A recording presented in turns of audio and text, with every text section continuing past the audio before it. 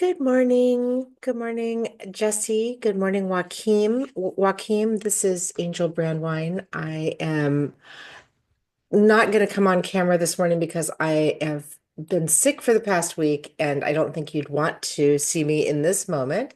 But I wanted to be sure to attend, and we haven't met. I work with Tanu. I'm currently serving as the executive director for HerRights. And in my other work, I serve part-time as the COO for the Institute for Mental Health Research here in Arizona. So I've been working with Tanu and Her Rights for a couple of years now, and this is just one of the programs that we do that is very close to my heart. So we're such big fans of you and so happy that you're able to join us as a mentor and a judge today. Well, it's a pleasure meeting you, Angel, virtually, and I look forward to seeing you in person when you feel better at some point. I'm also here in Phoenix, Yes. so let's grab a Yes. coffee or something. Yeah. I very much look forward to feeling better. It's just been dragging on far too long. I see that our participants are starting to join. Welcome to everyone. If you all can, it's very helpful. For example, for fireflies.ai, if you could go into the Zoom and change what we're seeing to your actual name. Yeah, so I think Fireflies is a note taker app, and it looks like it's Tanaha's. Okay. Thank you for gathering that. Oh, we Yes, don't, that's hi, wonderful. good morning. We don't have to put that in there. It's something that's automatic, right? In case I ever want to go back and look at something. You But know what? That is brilliant. I love that. And maybe you'll share that with us afterward so that we all have access to the notes. sure. Oh, that's fantastic. Thank you.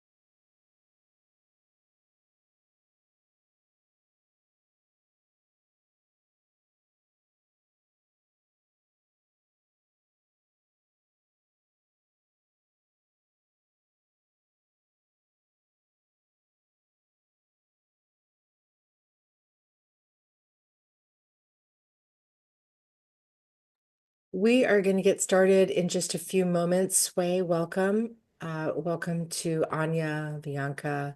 I see Jessie is here.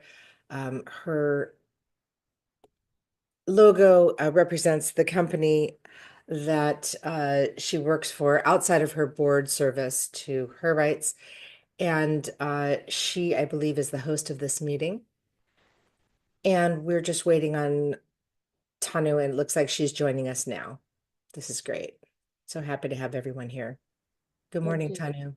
Good morning. I'm sorry it took me a few minutes. My PC kept on asking me for my Intel password. But good to see Okay. everyone here. Everyone has their coffee, or at least Joachim has it. I'm turning up my volume just a little bit. Tanu, your uh, vocals are just a little bit muted for me. So did you ask if we all had our coffee?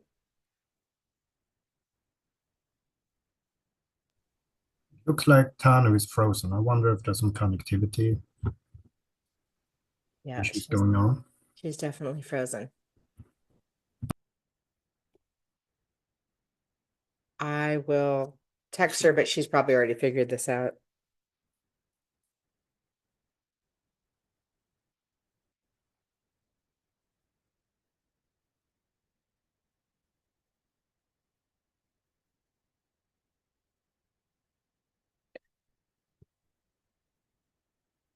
All right, all sorry for a little bit of technical issues here this morning. We should get rolling very soon.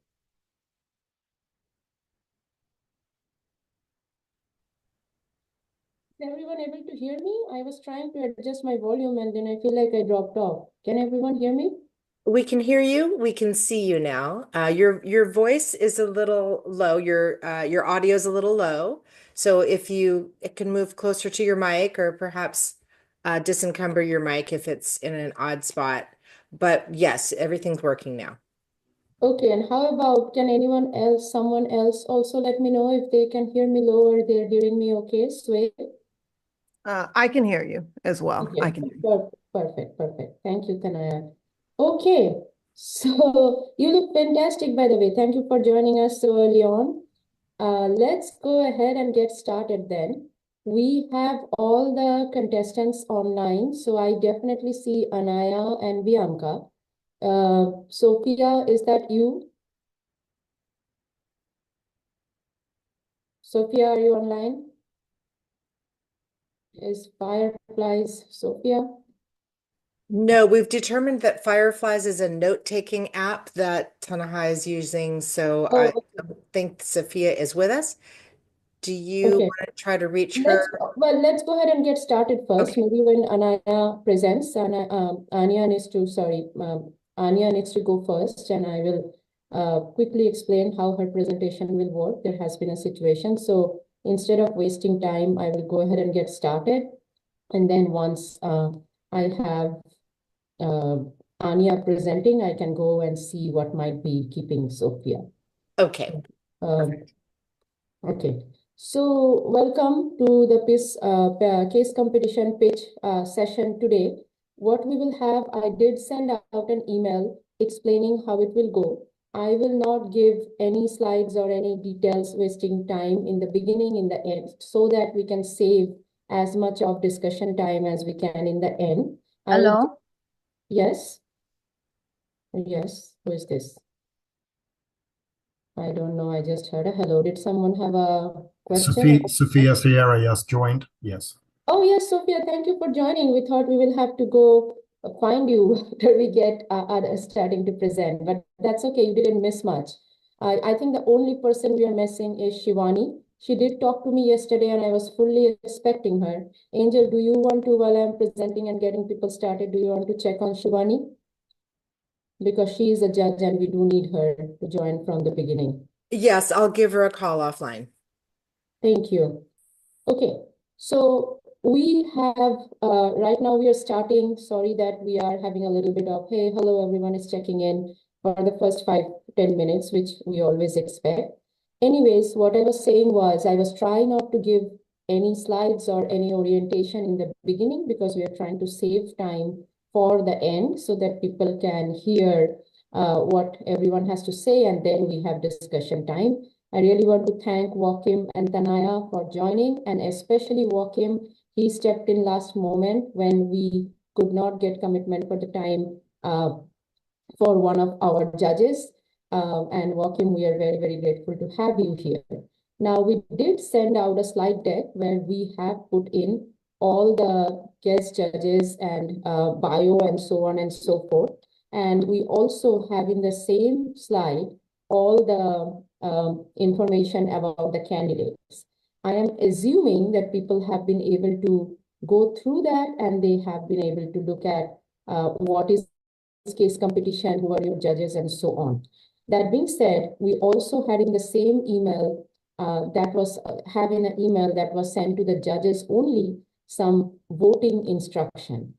Before we get the candidates started, which I was planning to do around the 8:10, 8:15 mark, I wanted to quickly ask, Tanaya, Joachim, are you clear on how the judging will work? Do you have any questions on that?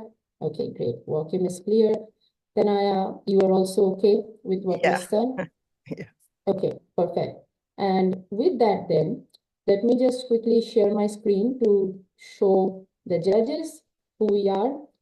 So show the candidates who our judges are, and my PC today is definitely not cooperating as much as it usually does. Good thing that I am not going to have to share screen for most of the time. But anyways, if you can see my screen, let's ask you to open the Google Slides. And in the meantime, while I'm doing this, Anya, please get your slides ready. You will be presenting next. Okay. So let's just land here for a second. So we have 4 candidates, but Bhavna had situations emerging. So even though she had sent her proposal from the very beginning, she wasn't ready to actually participate in the pitch. I do have her idea, and we will talk. We had asked her, she's in India, so we had asked her to join in and listen in, and we will do some offline mentoring for her. Apart from her, we have Bianca, Anya, and Sophia, who will be presenting today. And then in the judges, we have Tanaya. I know my computer is not giving you guys the best view. But anyways, it keeps on bringing in this in panel on the top. But anyways, we have Tanaya, we have Shivani, and we have Joachim. I strongly encourage anyone who has not looked into the bios of our guest judges today to please go ahead and do so later. I know all our candidates have, but I'm still saying this again and again because it's a very good opportunity, and really the whole point of this for you to be able to connect with them and get before page, after page mentoring, guidance, and so on. So with that, I will stop sharing. Now we want to thank Anya. She will be presenting first today. And the reason I would like to thank her is because obviously we want to thank everyone for participating, but Anya had, with her permission, I'm sharing that she had had a devastating situation happen to her Thursday evening. Her dog passed unexpectedly, and therefore she was obviously not in a good state and also not ready to present, but out of her sense of responsibility, she has agreed to do so. We have seen her slides, so she will go first because of this, and we will have her answer Q&A, then she will drop out, and we will have, since we are doing this in the first name alphabet order, we will then have Sophia, and then we will have Bianca going. Now, before I start, how this will go, and this is for the candidates, you have about 20 minutes for your presentation. Ideally, we would like to make sure that we have some time for Q&A. So it's your choice. You can either let people ask questions as you go, or you can try to wrap your presentation up in 15 so that there is 5 minutes for Q&A in the end, roughly. And then it's also up to the judges on how they want to ask questions. If the candidate has specified in the beginning that please hold your questions to the end, then that's fine. Otherwise, please feel free to ask as you go. With that, let me just pause again. Oh, Shivani, welcome. Thank you for joining. Now we have our third judge. Now this meeting is being recorded. We also have said that there is some prize money for the winner We will also make sure that we have the presentations available, and we will share the ideas with permission, and we'll try to support you with exposure and continued visibility as you need. Let me pause. Any questions from anyone? Okay. Last but not the least, then let's thank Jesse and Angel to have all of this happening with the Zoom calls and the technology and tech setup and everything going on in the background. And then Anya, if you're ready to share your slides, please go ahead. Sounds good.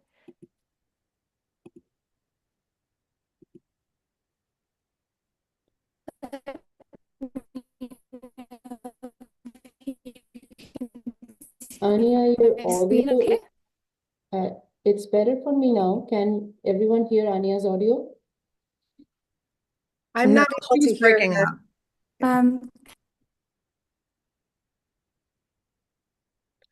Anya, we can see Can you your hear me now? presentation. Yes, we can see Yes, your. okay. Go ahead.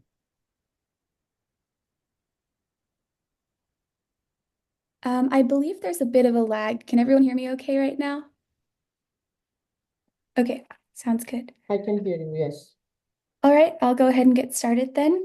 Thank you so much, everyone. I apologize that my camera is off due to unforeseen circumstances, but I'm looking forward to telling you about Horizon, where our mission is to really expand horizons for women entrepreneurs. So I'll start with a brief background about myself.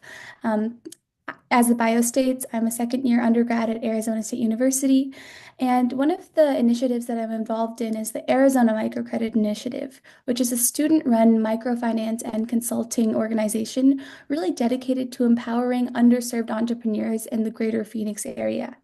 So my kind of hands-on experience in microfinance and consulting and small business empowerment really inspired Horizon, and I'll frequently reference my personal experiences as I go through my slides today.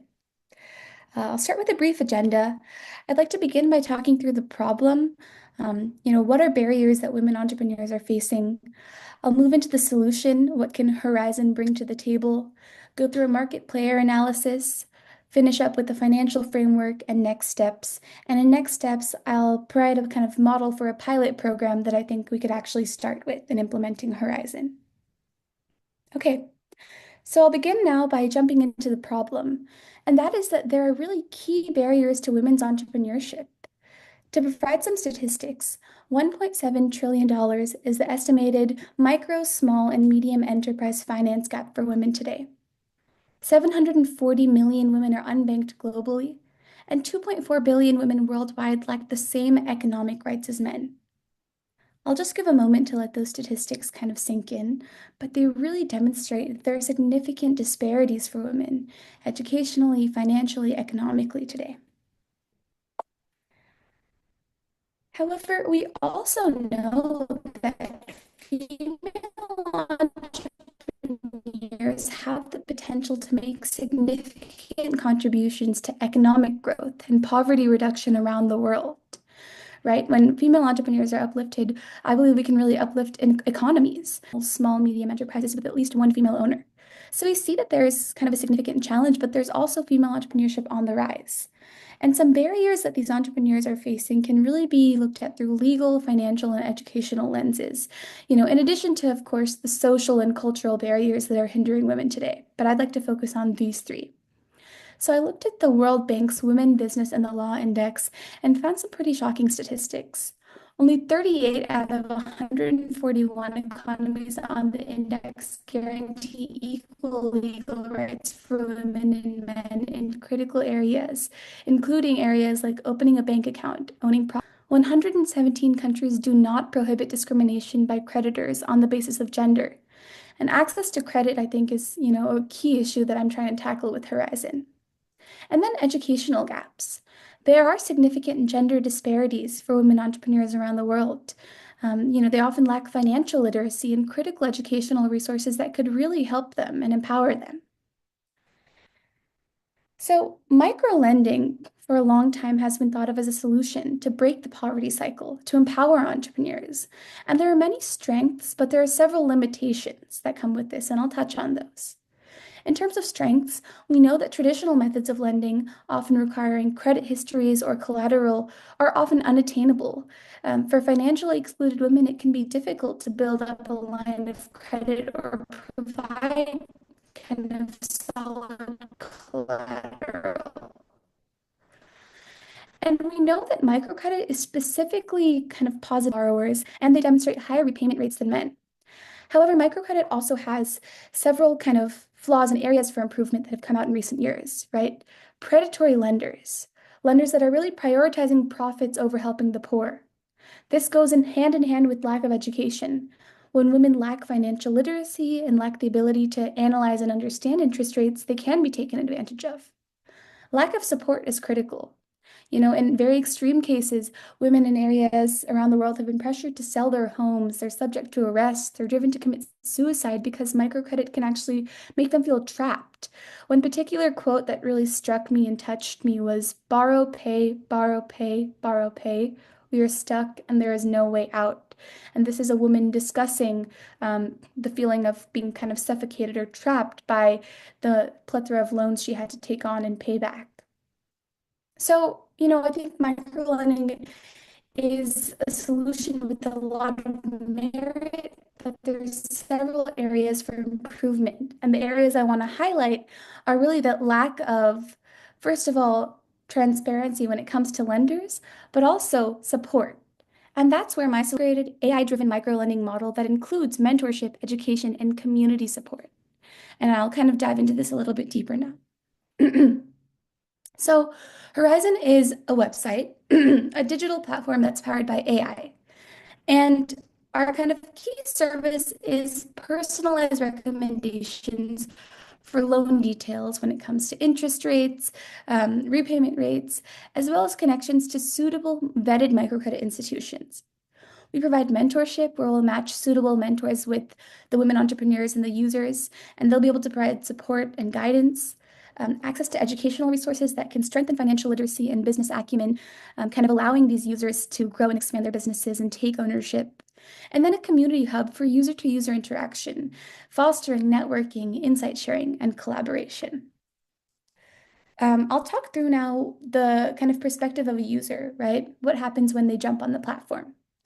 We'll first create a bio, and this will have personal and business information. So information about demographics, some criteria to determine whether they're underserved, business information, financial metrics, business goals, their educational background, etc. And then that's where the AI comes in. So the AI will first of all verify whether they're underserved. We are really catering to underserved entrepreneurs. The AI will then, if they are verified, recommend a lender and tailored loan information in accordance with that lender's rates, right? So they'll talk about the amount, the term, and the interest rate, really providing that personalized feel. If this is accepted by the user and approved by the partnering microfinance institution, the process can proceed into the three other core areas. The mentor match, where compatible mentors are recommended based on their profiles and areas of expertise. The educational offerings, which are personalized course options in accordance with the user's business type, their goals, and their interest areas. This could be financial literacy, kind of basic resources, as well as specific resources helping that entrepreneur's business. And I'll note here that I think the mentor match and education are really some of the strongest aspects of Horizon's platform and should be required for entrepreneurs to go through. Speaking from my perspective as an associate at the Arizona Microcredit Initiative, I know many of the loan defaults we have stem from entrepreneurs who don't have the kind of education to be able to understand how to pay back that loan, or stem from entrepreneurs who lack the support and mentorship. So these are two really critical platforms. And then finally, I'd like to discuss the Community Hub, which is access to an open forum for users to view others' bios and network based on factors like location and industry. There's opportunities for them to develop business partnerships, host panels and group discussions, and have that community support. I'll now jump into my business model canvas, and I'll start in the center with the value proposition, right? How are we differentiating Horizon? And really, the fact that Horizon is an integrated platform that has access to these various areas, vetted microfinance, education, mentorship, and community support is really valuable. We're bringing all these separate resources and consolidating them into one place. And this is mentors and educational materials. I'll now move to the right and the external facing portion of the BMC with the customer segments. And our core users are underserved women entrepreneurs with micro and small businesses. And this would be regionally tailored. Given economies and context, a micro entrepreneur here or the criteria we would use here in Arizona could be very different when globally scaled. But there are also a couple of supporting stakeholders that I think are really important to consider in customer segments. The partnering microfinance institutions seeking borrowers, educational partners who are providing resources, and experienced women entrepreneurs and professionals providing mentorship. In terms of customer relationships, we have the personalized AI-driven support, the user-to-user connections, and the long-lasting relationships. We're looking to really create strong relationships so we can develop a sustainable mentee-to-mentor pipeline, where if a user goes through the program, successfully grows their business, they can then come back as a mentor for other users. In terms of channels, the online platform, the website will be the key channel. Social partners are a really critical portion of what we do. So I'll move over to the left side now into key partners. For the sake of time, I won't go through all of these in detail, but the key partners are local microfinance institutions, the entrepreneurship networks, and educational partners, universities, nonprofits, online learning platforms. Some of the things that come to mind could be Khan Academy or Acumen. There will also be financial support in the form of grant providers, legal support, and local ecosystem partners. Our key activities will really focus on developing the AI, fostering partnerships, and supporting users. Our resources are in the human form, technology providers, developers, customer support, people who can foster partnerships. Intellectual property would come in the form of our AI model, our algorithms, our platform, and then financial resources through grants, investments, and sponsorship revenue.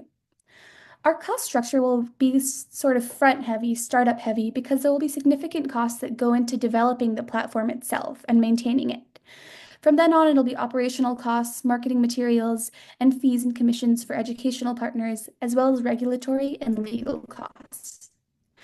And I'll save revenue streams for a later slide when I discuss our financial framework.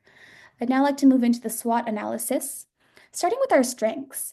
I think the key strengths here, as mentioned, is that we are AI-driven and we can provide that personalization, that tailoring. We provide comprehensive support within a singular platform. The online format of Horizon means that it has a broad reach, and we target underrepresented customer segments. A potential weakness could be that we are heavily reliant on our external partnerships for core components.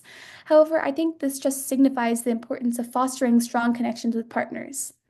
There could be potential challenges scaling across multiple regions and countries, given language gaps and different contexts and different economies. But I do really think there's runway for global expansion in the future for Horizon.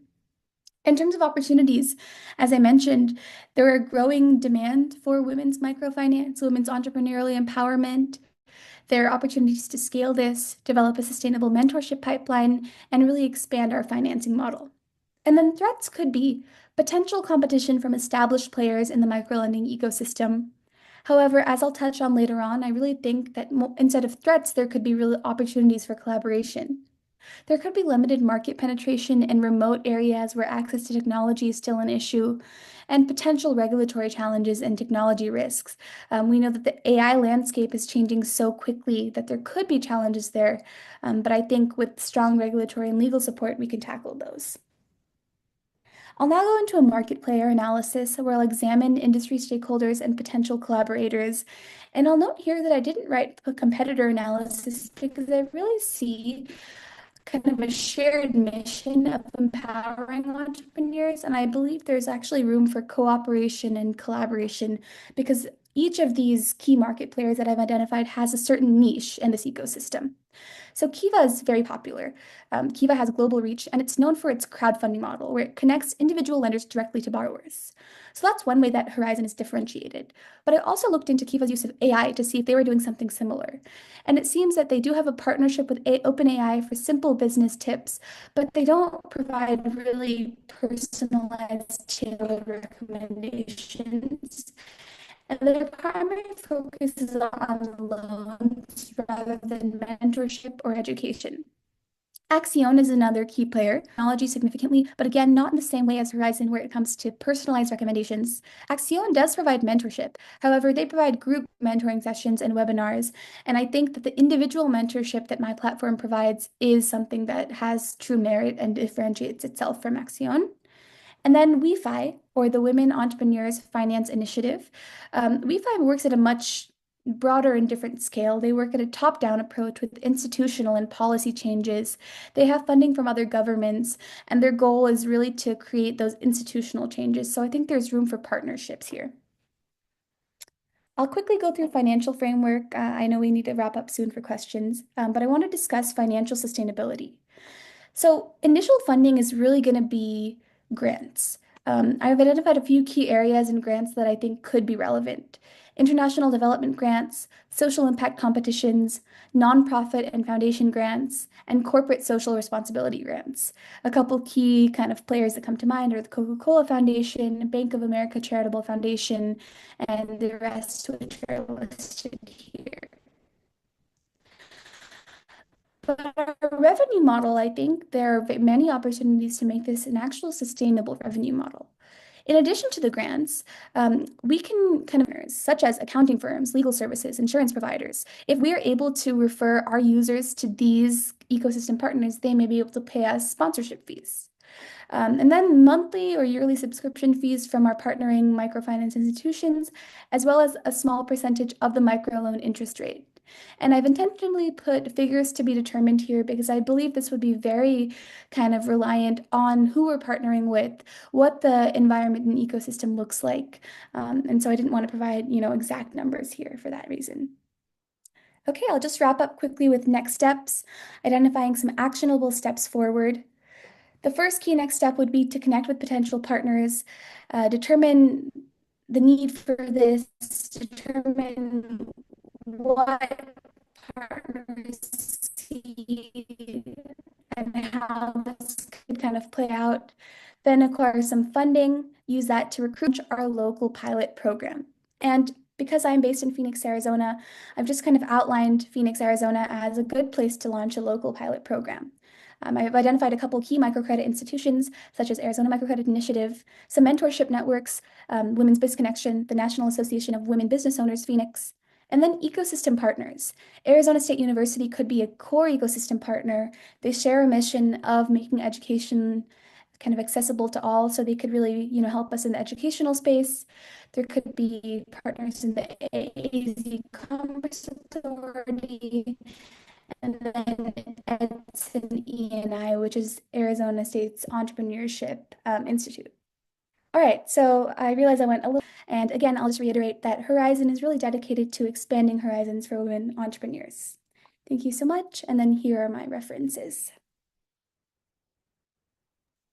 Thank you, Anya. So I will just say that the reason Anya couldn't come on camera, of course, is because we are understanding of her situation, that this probably is quite difficult for her, this being so soon. At the same time, thank you for what you presented. For the judges, if you please go ahead and have some Q&A with Anya, whatever you need to make sure she has support, and also you have what you need to judge the project. Hi, first of all, great delivery of presentation. Really appreciated your enthusiasm. The combination of microcredit, education, mentorship, and community really offers a holistic approach, right, that goes beyond financial support to include personal and professional growth. And then also the personalized loan recommendations combined with the AI verification. Really nice, innovative, and could streamline access, right, for underserved women entrepreneurs. So that's my thoughts in general on the ideal merit. With that being said, as an investor, right? I'm always thinking about money, and I really want us as women to get comfortable with talking about metrics and money and capital. Mhm. Um, and so, as you were talking, right, immediately I'm always thinking about what metrics will we use to measure, what metrics here will Horizon use to measure success, number of loans, user business growth, right? What are those tangible, quantitative, numerical aspects of it? As well as we think about partnerships that are in place, right, for microcredit institutions, how scalable, right, with AI-based verification and the whole recommendation process be across diverse markets. And then the other thing that you mentioned that you were talking about Kiva and the ability of Horizon to do one-to-one mentoring. So the reason likely why they don't do that is scalability is really an issue. As you look, to have an asset, because that's what a business is, it's an asset, something that you're looking to put capital in, and that it grows and it becomes an asset for you and your family. That's actually why we would do this as women, just kind of bringing it back down.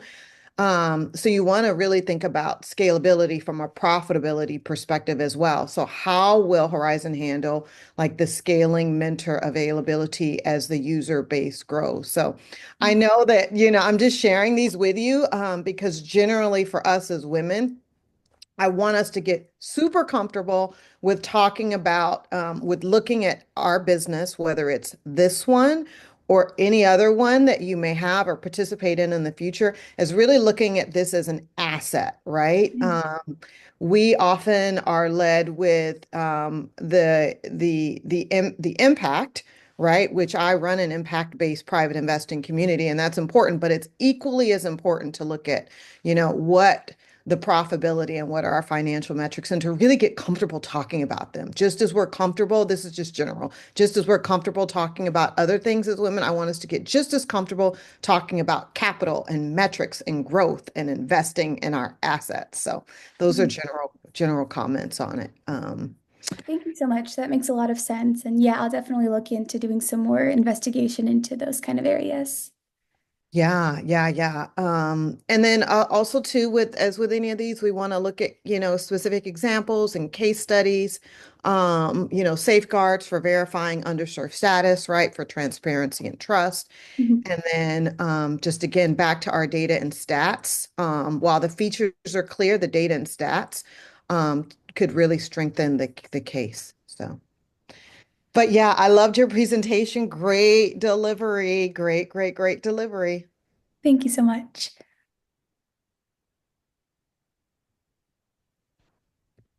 Yeah, I agree, Anya. Great job. This is amazing. And I think microloans in general are something that as a concept and an offering, they're growing day by day. So I really enjoyed your presentation. Couple thoughts from me. As things begin to move virtual everywhere, and the usage of AI increases, I do think there's a concern. So, for example, you mentioned underrepresented women. There might be older women or women from other countries, like you said, who don't know English. There might be segments of your audience who are not comfortable with using technology. And that's where we see a lot of women, or especially if you're like here, you look in Arizona, a lot of our Hispanic population, they prefer to go to brick and mortar so they can actually talk to someone and get that support. So just wondering what your plans or thought process on customer education is. And then curious to see, how would you roll this out for usage? So customer education, and then what is like the rollout or go to market for this potentially look like? Mhm. Yeah, I think that's a really good point when it comes to kind of tech comfortability. And I feel like the way that we could kind of combat that is making the platform, as easy to access and as intuitive as possible. As mentioned, we have an educational portion in terms of business education, but I think that could also be applied to perhaps technology education. Can educate users on how to best leverage technology and leverage AI for their businesses. I think that would also kind of increase their comfortability with using the platform. And then in terms of the rollout, I believe the key first step would really be connecting with key stakeholders, partners, entrepreneurs, users to see what the need for this could look like, to see if partners would actually be interested in pursuing something like this.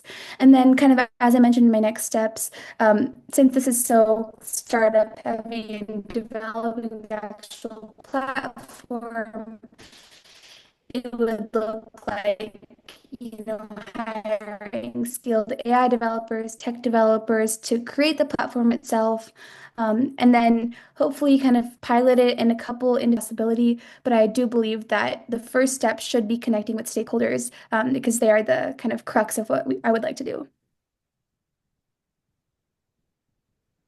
Thank you.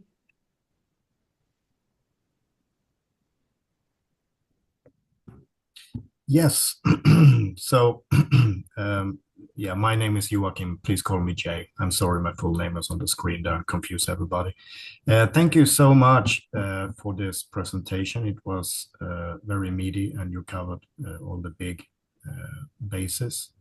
And I completely agree with the previous speakers about the importance of having clear KPIs and also the literacy, both digital literacy, but also actual literacy to be able to use this on a global scale. That's why I'm really happy to hear that you want to do a pilot here in Arizona to understand the challenges and the benefits.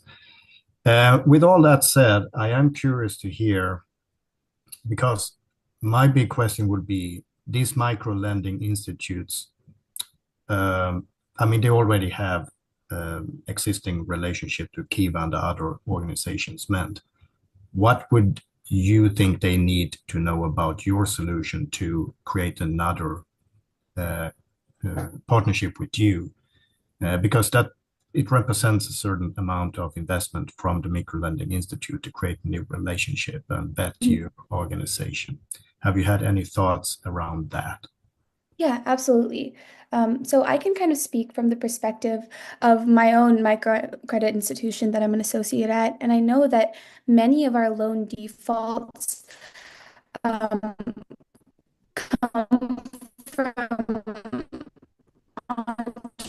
entrepreneurs who are lacking support and reduces what we could have been getting. And I think that because this platform is providing mentorship and education, it's almost providing not a guarantee, but I guess increased confidence that entrepreneurs will actually successfully pay back their loans. If they have the financial literacy to do so, if they have a mentor guiding them through the process step by step, they're much more likely to repay their loan, to grow their business, to continue, receiving loans from the microfinance institution, as opposed to an entrepreneur who takes out a loan, defaults on that loan, and I guess really causes problems for both themselves and their business, but also the microfinance institution. So that's why I think that because we are taking a holistic approach and trying to support entrepreneurs from a bunch of different angles, microfinance institutions will see that and realize that, okay, if we're providing mentorship and education, perhaps these entrepreneurs will be more likely to fully pay back that loan and have more financial success, if that makes sense. Yeah, thank you for that answer. My second question is about the team. I guess you're a single person right now, but do you have anybody who, because it's going to be tech heavy with AI, do you have somebody who would join you in this endeavor, or do you plan to pay for all the development upfront, so to say? Yeah, so In piloting it here, since I am a student at Arizona State University, I actually have access to a lot of really unique resources, one of which is called the Luminosity Lab at ASU. It's a student-run research and development lab where we have students who are actually skilled tech developers. They have worked with people like NASA in the past and done, large-scaled projects.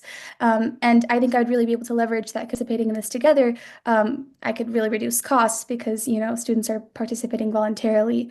When it comes to scalability, of course, I don't have the kind of background in AI or tech development, and then I would look at outsourcing to skilled software engineer or tech developer.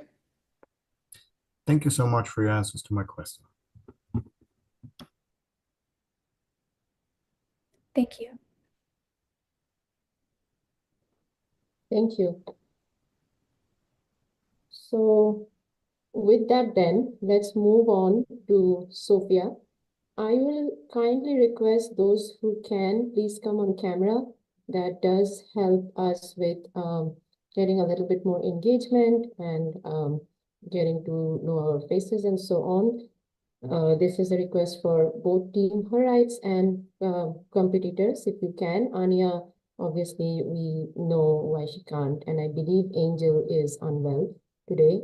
She is sick, so except for that, if you can, please be on camera. Sophia, are you ready to share your screen? Okay, so we will move on to Sophia next. Judges, please take a second if you haven't, as she is pulling up her slides to make some scores for Anya based on her presentation. And Sophia, go ahead and get started.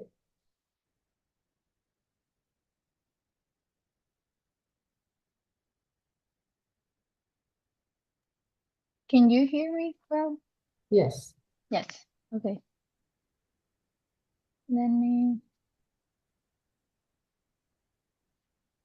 Okay, I will start.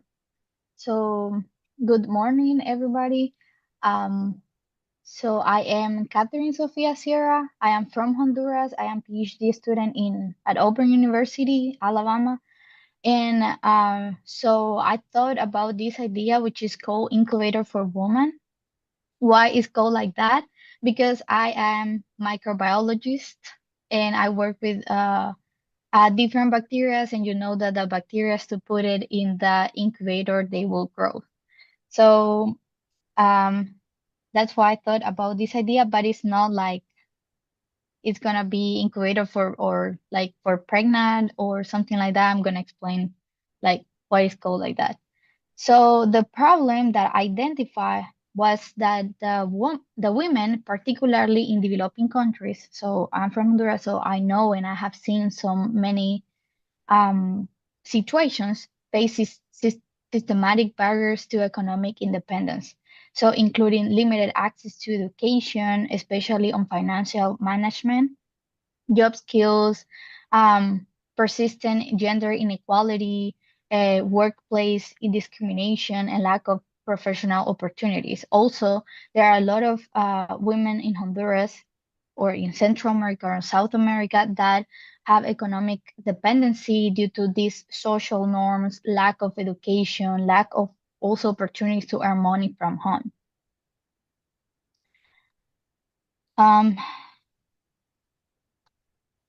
So as I mentioned before, the women in Latin America, we have a lot of challenges like economic inequality, limited financial literacy, informal employment, cultural barriers, and access to resource.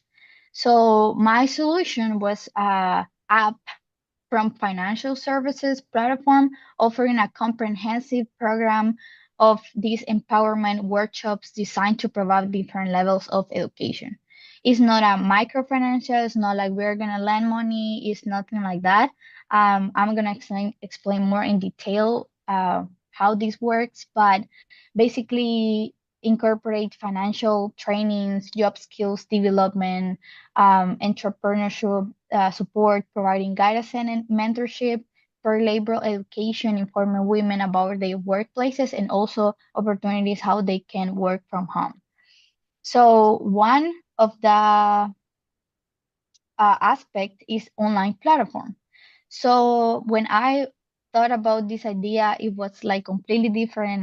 Then I have the meeting with my mentor, and I have like a more clear idea. So one of these is online platform. So there are gonna be different levels of education inside of the app that you can access to. So one of these is guidance, ebooks, videos, forum that they can access, read, watch the videos, and learn more about finances. Why this came to me? Because so I am young and I am just a student. I don't get that much money right now, but the a small portion of money that I gain, I try to split it in my life and also save money. But sometimes, like as a young person, you don't know how to invest or how to manage your finances. So to see like the estimated cost and the earnings. So estimated cost only for this part, the online platform, is like $15,000, including resources, libraries, job boards, discussion forum, and ear commands for women. And then, so we have the earnings of these parts. We can make like any um, transaction fee, maybe just to access to any video, or it can be at the beginning in a first level can be free, and then if you want access to more trainings or more workshops or more ebooks, you can like pay.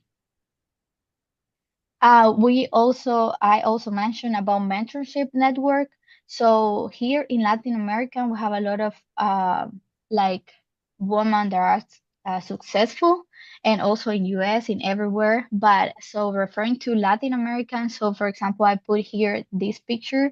She's Dr. Laura Suazo. She's the minister in agriculture in Honduras. And so the mentorship network, and in this part is not only the I'm gonna go and learn about finances, also I can have a network there that I can meet with, and then I can, so they can share, in this case the Dr. Suazo can share her experience and how she achieved a lot of like um projects, and how she works, and what are the advices for me.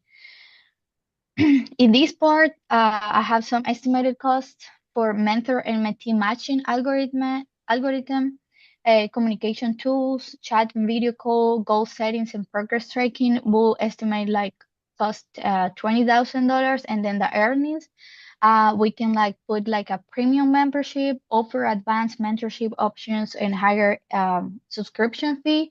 Can be, maybe this can be one of the last steps that the women can achieve after learn. So to put with this like success woman, you maybe have to like have some levels that you need to learn and then talk to them. This one is financial service guidance. So in this case, I was thinking that if you have like a account in any bank, and then you can have this part of the app that you can organize your finances. For example, if I have, I don't know, a checking account, and then I open a saving account in any bank, I can like put here, I can type, okay, I have this amount in my saving accounts, and then I will make this I will like commitment with myself, and I will save this a specific amount of money per month, and I will have this per year, and so have like a kind of finances planner, and recommend some like banks, and what type of recommendations, like different banks, they offer different benefits.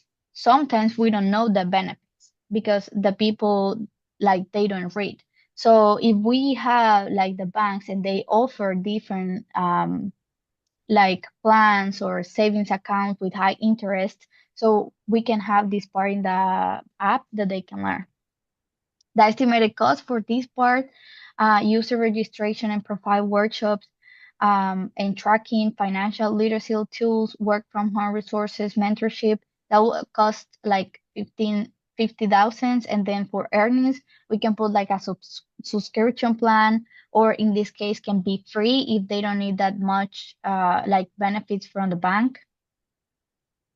We also can have one part for e-learning and certification programs that not only learn by yourself, also you can we can have collaboration with universities and professional organizations. Like in Honduras, we can um, work with a national university and they can offer this certification and give, and then you can, so the woman can put it in the CV and then have more, bigger the CV to find a job, or just receive certifications to work from home. That for this, I have estimated cost for certified courses and video and text content, quizzes and assignments. Digital certification cost approximately $25,000. And so for earnings, we can charge per online course, depending on which online course the university offer or which agency is giving it. Also, we can have this media platform. So we have YouTube and we have Spotify, and can we use it we can search it by myself. I can look at it, but in this case, it's gonna have the more or the most recommended podcast that you can listen. In this one, we can have estimated cost of 10,000, and also earning. We can look at by views or the people that they want to put their podcast in our platform, they can pay. This one is home business, part of the app. So at the beginning, I was thinking, okay, there are a lot of women that can learn from this app. They can be educated, but at the same time, for example, I took the example of my mom. So my mom is a mom that stayed at home because she decided since we were a child. Um, so when we were kids, I mean, she graduated from from bachelor's, but she said, I want to stay at home and I want to raise my kids. So that makes the mom to be dependent of, in this case, my dad. So there are different situations that you can work from home and at the same time stay with your kids. So in this case, there are a lot of women that have different skills. There are some that they like to cook. I don't like to cook, but I like to do more craft things. So depending what you like, you can offer your products in the app, and then and the other people that they want to buy, and they can look in the app. So you know that you are supporting another women. So in this case, estimated cost, templates for small business plans. Also, we can put tutorial for crafts, services, or digital businesses. Marketplace for selling products or service that is gonna cost around 15,000, and then in earnings we can be or ask for the people that they want to sell their products a membership per month, or take a percentage of fee of each transaction, each selling that they make. So also we have some estimated costs for maintenance, ongoing support, updates, bug fees, 10,000 annually. And then of course here is comparison of the cost and earning will depend how many users we have and how many products are they selling, or how many podcasts, or how many uh, different services that they are using. So similar websites. So I look specific in Latin America because this is more specific for Latin America. So I saw this Pro Mujer, which is in Spanish, but this is non-profit organization. And then I saw this other one that is Mercado, that they work with Latin American women. And we have these two are located in US, but they work with focuses in women, economics, and social empowerment in Latin America. But there are not a lot, maybe there are a lot of in US, there are a lot of in other places in the world, but there are not a lot in Latin America. So some key activities that we need to do to do this possible is developing, of course, the platform, creating a user-friendly website or app, design workshops, of course, make the training session, job skills, what are the labor rights. Of course, we have to recruiting mentors, see which are the people that they want to be there, they want to help, they want to support, building a network of professional to guide participants. Marketing and outreach, we need a lot of marketing um, to the people know the app because, for example, I was looking like recently some websites that I can learn about finances, and I didn't know a lot of that I can use. And so we need like a lot of marketing and that women can know it. Promoting the program to target demographics, social media, and also monitoring and evaluation, establishing some metrics to measure the program success and participant outcomes. Of course, we need resources at the beginning. We need like a funding for development, marketing, and a content creation. Of course, we need human resources. We need mentors, trainers, app developers, support staff. We need technology, infrastructure to host the website or app and maintaining the functionality. We need content. We need training materials, guides, tools that the participants will need, and also community networks, local connections to help recruit participants and spread this awareness. How to use the app, as I mentioned before, have to be friendly with the user. There are a lot of people in general, not just women, that they cannot use like a lot of social media, especially in the rural sector, but it have to be user friendly. Also like different levels and explain very well how the app is going to work and the different services that they offer, not just online platform, also this financial planner. We have some strength, weaknesses. So in the strength we have, so we are addressing a global issue. And so I'm focusing in Latin America, but this is not just problem in Latin America. We have this like globally. Gender inequality and economic opportunities. Also, we have a comprehensive and practical approach for the human need, the women's needs. We can build a long-term support network, and we can, these women that can start like from the bottom and start learning, they can be success and then they can be mentors. Incorporates flexible options for stay-at-home moms. In weaknesses, well, we have a very high initial investment in technology and content creation, and access may be limited in some areas that they don't have internet connectivity. Opportunities, of course, we can make collaboration with global organizations for women's rights, and potential for scalability across different regions. We can start in, for example, one country. We can start like in Honduras, and then we can like spread in Central America, and then we can spread in South America, and then we can spread the other part of the world. The integration of e-learning certification to increase platform value, increase demand for remote work solution post-pandemic.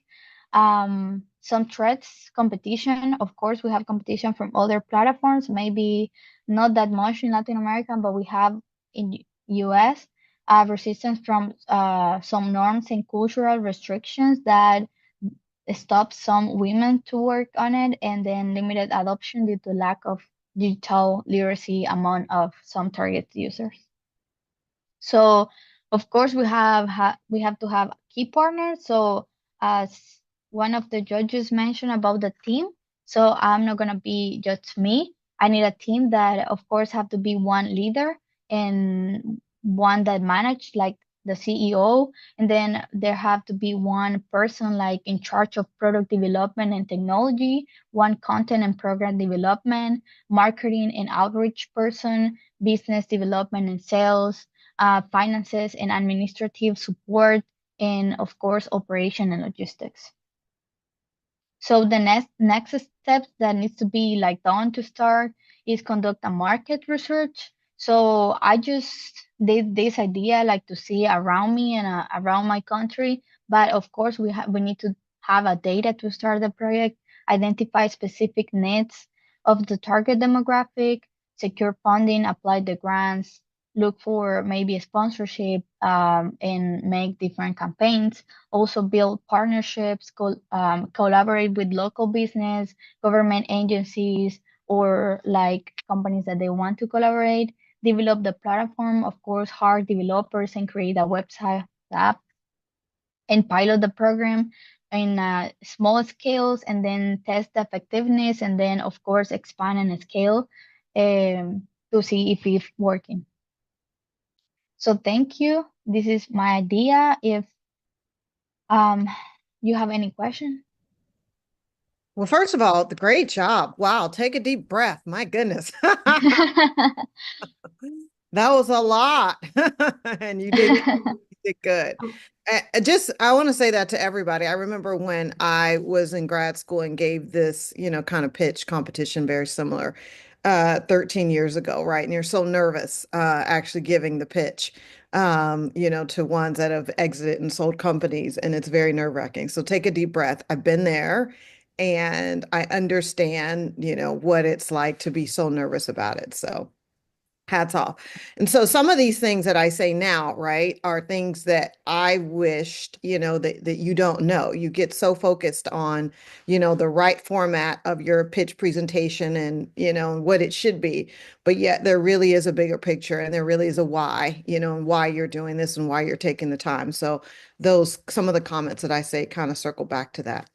Okay, so first of all, great presentation. Love that you identified, right, systemic barriers that are faced by women, particularly in developing countries, including the financial literacy gaps, workplace discrimination, cultural obstacles. So it's obviously a compelling case for the platform's need.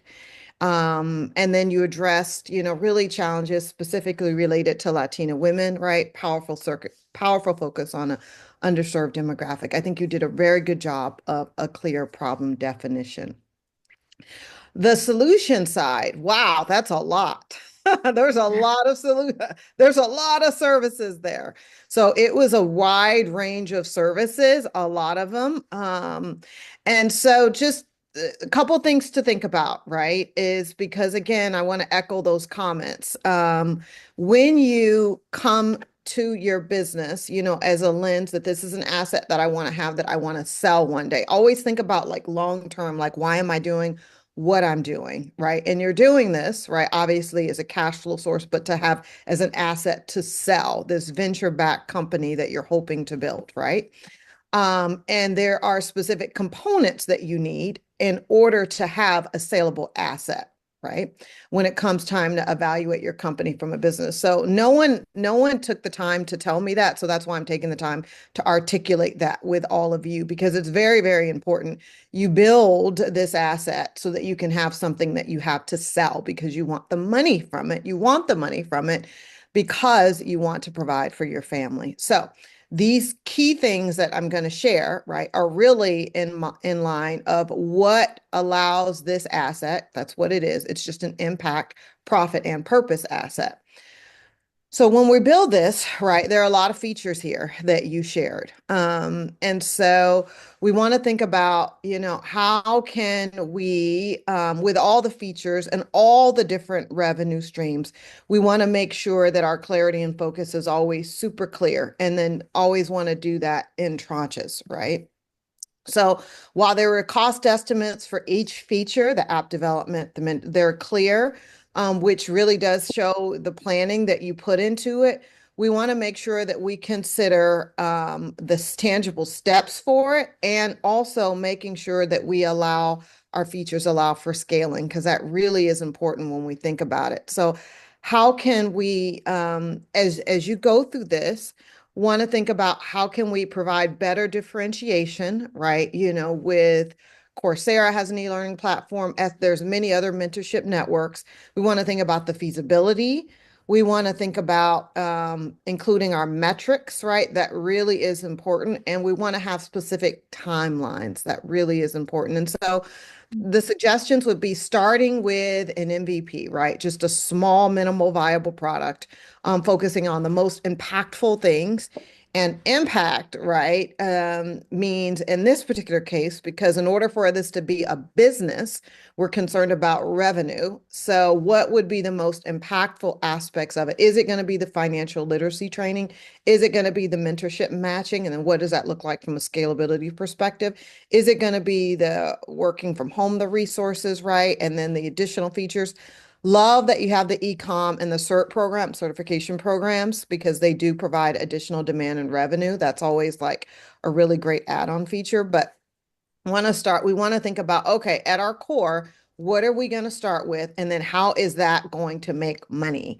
And then we want to clearly articulate what sets this apart. Just being super, super, super clear and what makes the financial tools here more accessible or effective than the existing platforms. And then adding in our financial goals and then the impact goals. Not everything has to be measured. Every single thing throughout every single stage, it has to be measured.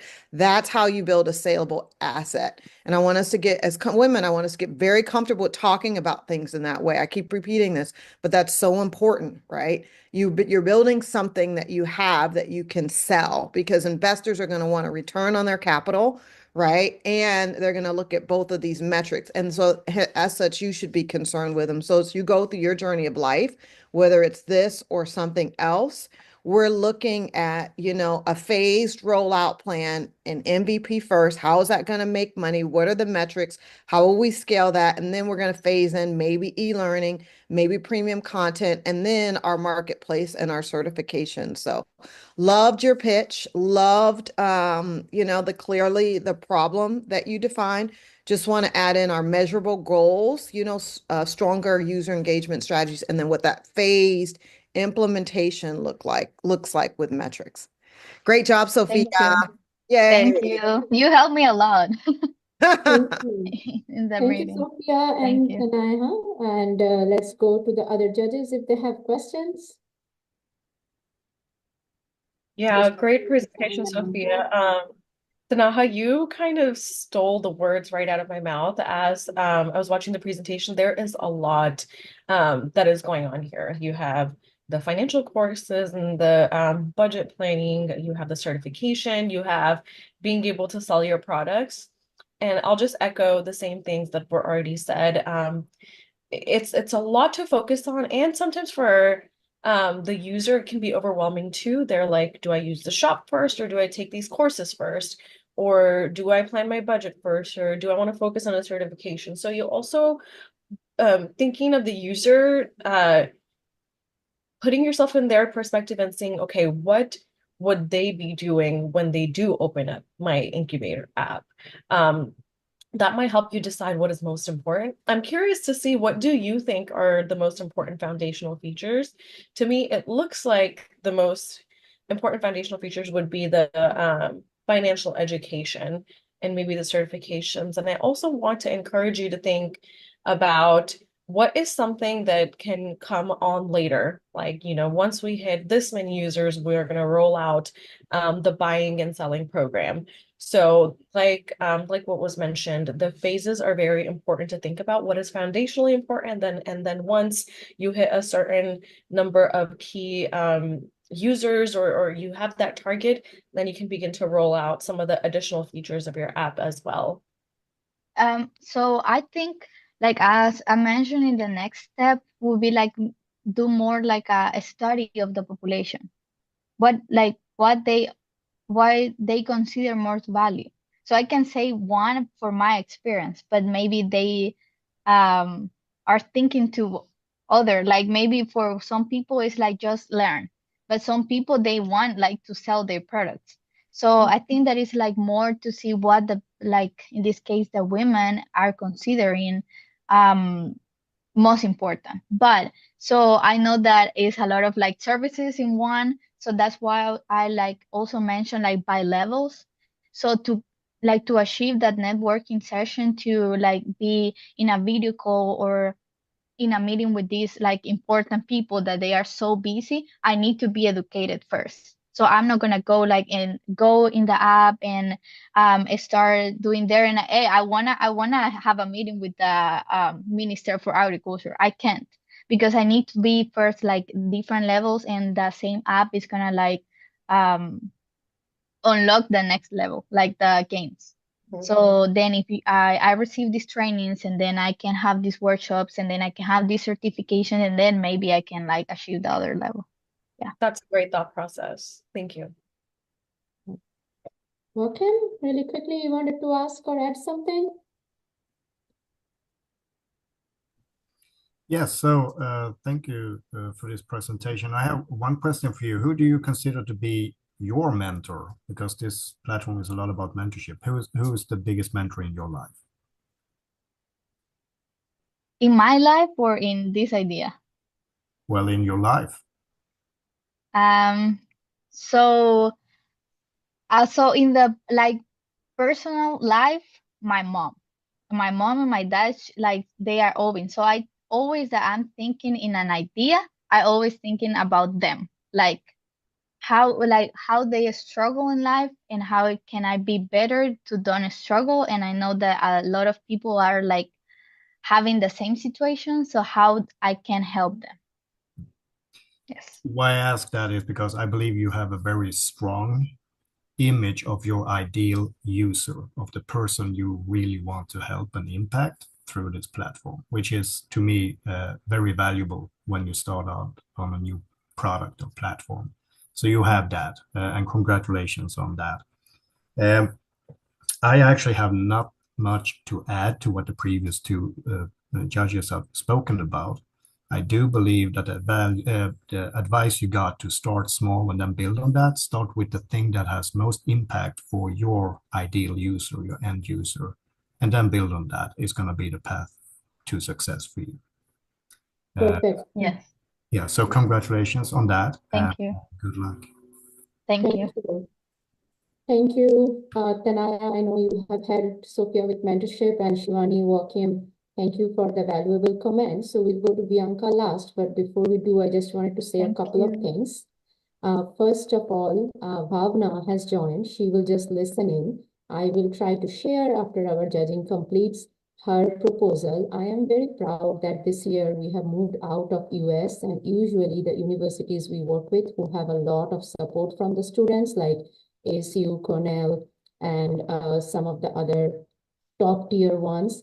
And we are also having candidates who are very interested in Latin America and India and are taking a women's empowerment broader. Bhavna, we understand the home situation. If you cannot be on camera, please don't be. Bhavna also has a very powerful story. And with that, I just want to say that these ideas, and Sophia, I loved how you talked about the Latin American women and their profile, especially the homemaker ones. I think that if we are thinking this globally, I am very proud of the proposals that are coming in from the students at this point. So Bianca, if you're ready to share, you are our last one here. Again, try to be adhering to the same rules and guidelines for the other candidates. Please go ahead and share your screen.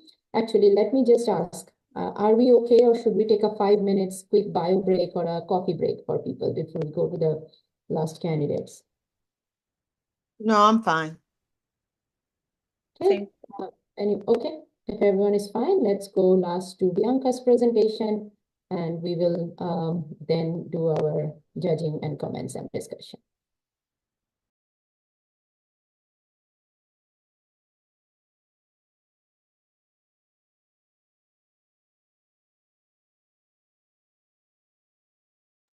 You're on mute.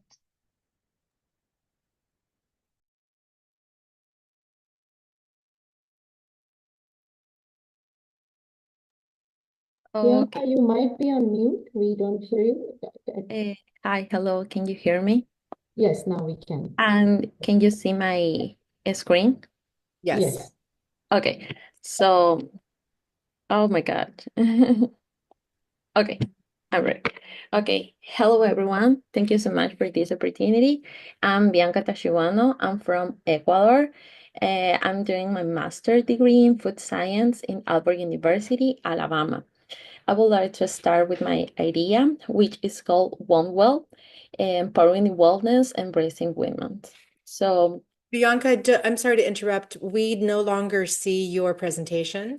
Do you want oh, to again? No, Angel, I Oh, see I the see it. presentation. I can see it. give me a second to fix that. Sorry. I was able to see though. I don't know if you. All right. I'll work on it. Maybe it's on my end. I apologize. Please go ahead. Okay. Now?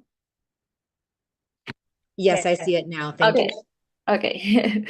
Okay, so the agenda for this speech start with a executive summary.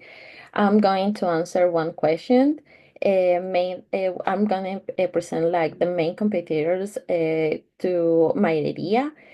Of course, the one well explanation, the business model, and the SWOT analysis. So uh, before to start, I would like to explain the project and how the idea came about.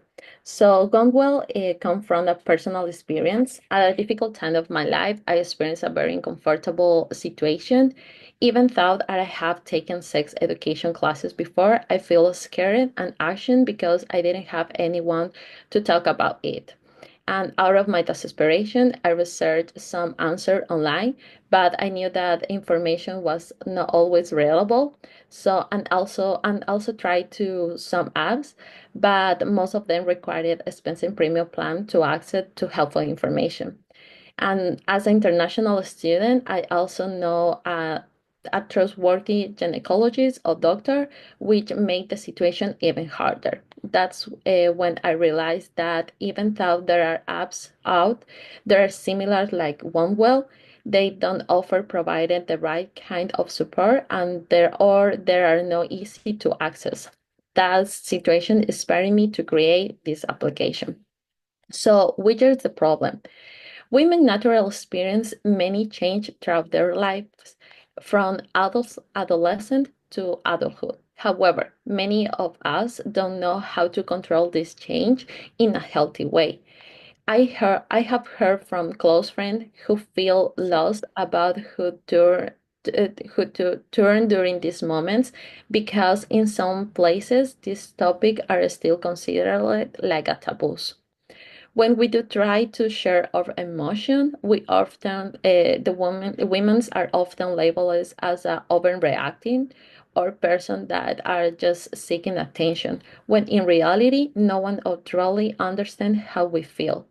Because aren't enough resources available, we often end up ignoring these struggles and just hoping they will go away on their own. As I mentioned before, women experience different emotional and physical change in different stages. It starts during adolescence, and puberty, and it continues throughout life until menopause. So, as a global survey by Clue and Kinsey Institute found that 70% of the women experience significant emotional or physical change throughout their menstrual cycles. 79% of the women reporting feelings of shame or discomfort when discussing their period. Other 70% state they lacked adequate information about their hormonal impacts during their lives. And 42% express frustration over the society stigma associated with natural change. So we can ask ourselves the question: why do women choose don't share their experiences? And to answer this, I consider 3 points. Many of women avoid sharing their menstrual experiences or their general experiences due to the society stigmas and taboos. In many cultures, for example, in many cultures, menstruation is considered as a private or dirty topic, creating shame and silence around it. Women also feel uncomfortable talking about it in a mixed gender centers of fearing judgment. For some, menstruation is a deeply personal experience and they prefer to keep it private. Another factor is that many women avoid sharing their experiences due to the fear of judgment, worried that she'll be labeled as a too sensitive or dramatic person for discussing her symptoms. Society pressure to maintain that image or physical perfection can also make it hard to admit the pain that we feel. And the last one is that many women avoid sharing their experiences due to the lack of proper education, making it harder to discuss the change that the women feel. I know that in the market there are several apps that aim to address these issues. For example, we have Clue and Flow that are popular for tracking our menstrual cycles and helping the user monitor their reproductive health. Other apps like Maven Clinic, Pillow Talk, and Wiser are more focused on emotional wellness and mental health support. Additionally, we can find the app like called Hormona and Mowgli, which provide personal hormone tracking and wellness aligned with natural cycles. However, it is difficult to find one app that offers all of these features in one place. Users often need to download multiple apps, each requiring profile information, making the process tedious. Plus, many of these apps charge highly monthly fees between $10 to $20 for full access to relevant information. So the plan of action I consider to follow is research and concept development, design and model development, creation and evaluation, marketing and implementation, and large and global explanation. So, based on the issue I have explained before, my proposal is OneWell. OneWell is an app designed for both users, and doctor. As you can see in the image, you can as a user or as a doctor, with the main goal of creating a safe space for women where they can share their experiences and build a supportive community. At the same time, it offers a reliable sources of information from health experts. OneWell also serves as a platform for scheduling appointments with trusted doctors, allowing the user to get answers to their questions. This benefits the doctor as well by giving them more visibility and the opportunity to contribute to the community. Additionally, the users can rate the doctor's service, which is a great for those who have moved or relocated and need to help find to a trusted doctor. So, as you can see in the application, is accessible for both to both the users and doctor. For example, to get a start, both profiles need to create as a user account. At OneWell, we are interested in understanding the interests of users, which is why we have included the All About Me section. This will help us segment the user mainly by region, and I will be explain later why this factor is important. Okay, as I mentioned earlier, the app is designed not only for teenagers. They are also want to include women from different age. So therefore, the first step is an age segmentation where you can choose the profile which according your age. So that's why we have adolescents or adulthood profile, or if you want to just more focus on your menstrual cycles. So in each page, when you make a selection of which are your category, you in the other page you can find 5 categories. One of these is called Wellness Insight. This category contains features to help improve health and overall well-being, as well as tracking daily activities or hobbies. In the emotional check section, user can track and manage their emotion health. For example, we can use this one just for found papers or from found articles about emotional and how we can control it. In the health section, user can monitor their health. In the case for teenager girls, this allows the tracking of their menstrual cycles and the ability to monitor the hormonal change. And in this part, I include the partnership with the sponsors because the sponsors can offer helpful tips as well. For example, A sponsor of sanitary pads may provide a product demonstration, allowing the teenagers to learn the correct way to use these different products that are in the market. And I create this part especially from my experiences, because when I start in this process, I don't have any idea how to use properly these products. In the part of community, no, sorry. Also, for in the part of adult women, it is important to also to monitor the change that occur during menopause, as many of women are unsure how to manage this challenge. As I mentioned earlier, the app behind with the segmentation by region or country. This is a key factor because in these parts allows to the user to schedule appointments with doctors. For example, it could be with therapies or it could be with gynecologists, but all is according about the region that the person are. So, and user will also be able to leave reviews of the doctors, providing valuable feedback and help the future patient feel more confident. And based on the region, user can book an appointment with a nearby health expert. In the part of the community category, it's designed to encourage the user to share their experiences and read those of others. The goal of this is foster mutual support, share personal stories, and provide emotional encouragement for those who feel alone.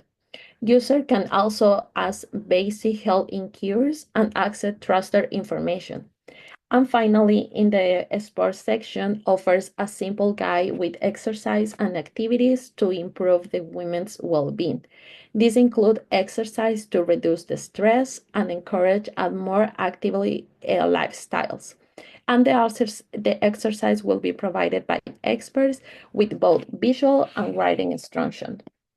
So this is like kind of idea that you can observe in the different categories. For example, you can track your change, track your cycle overview. You always can find different articles about emotional health or physical health. As I mentioned before, you have the opportunity to make an appointment and connect with different doctors in different areas. And of course, build a supportive community. And that's why I include the part that like a chat section that you can maintain like a relationship with different women. And in the part for health experts, this app includes three main categories. Which is the first one is the user profile section. Is the same one you can in this section you can share your specialization and allow the users to learn more about your work.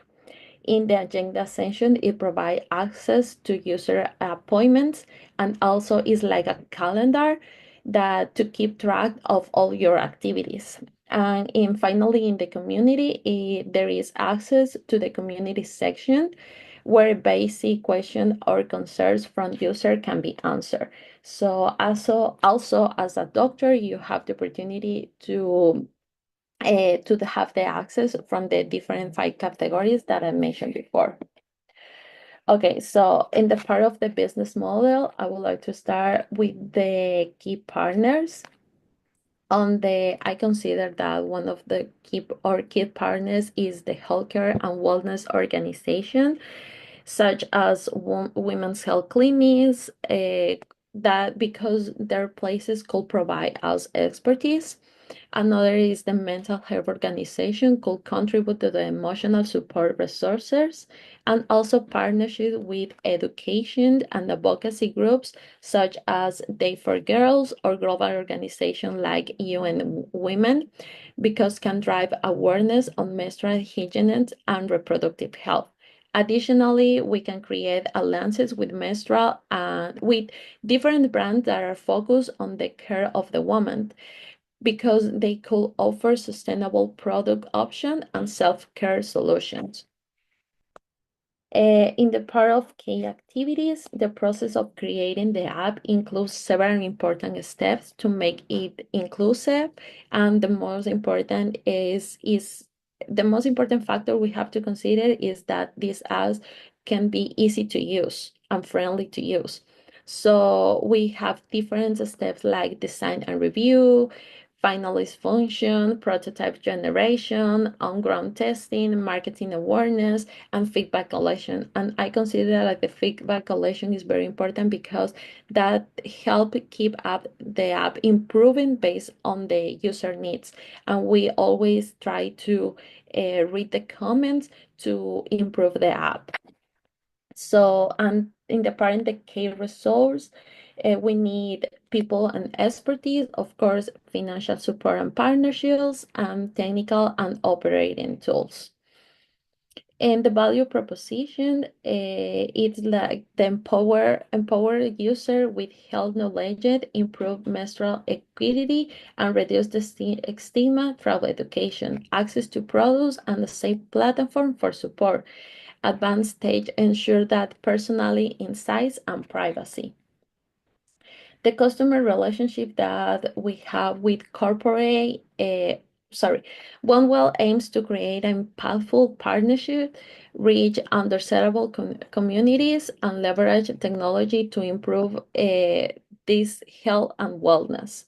So we need a relationship with corporate partnership with socially responsible companies can provide funding, technology, and credibility, while collaboration with non-profits and government programs can help make the app accessible throughout the community health centers and educational outreach. We can make some partnership with educational institutes, with schools or university, with the objective to introduce younger audience to the app as a part of health education.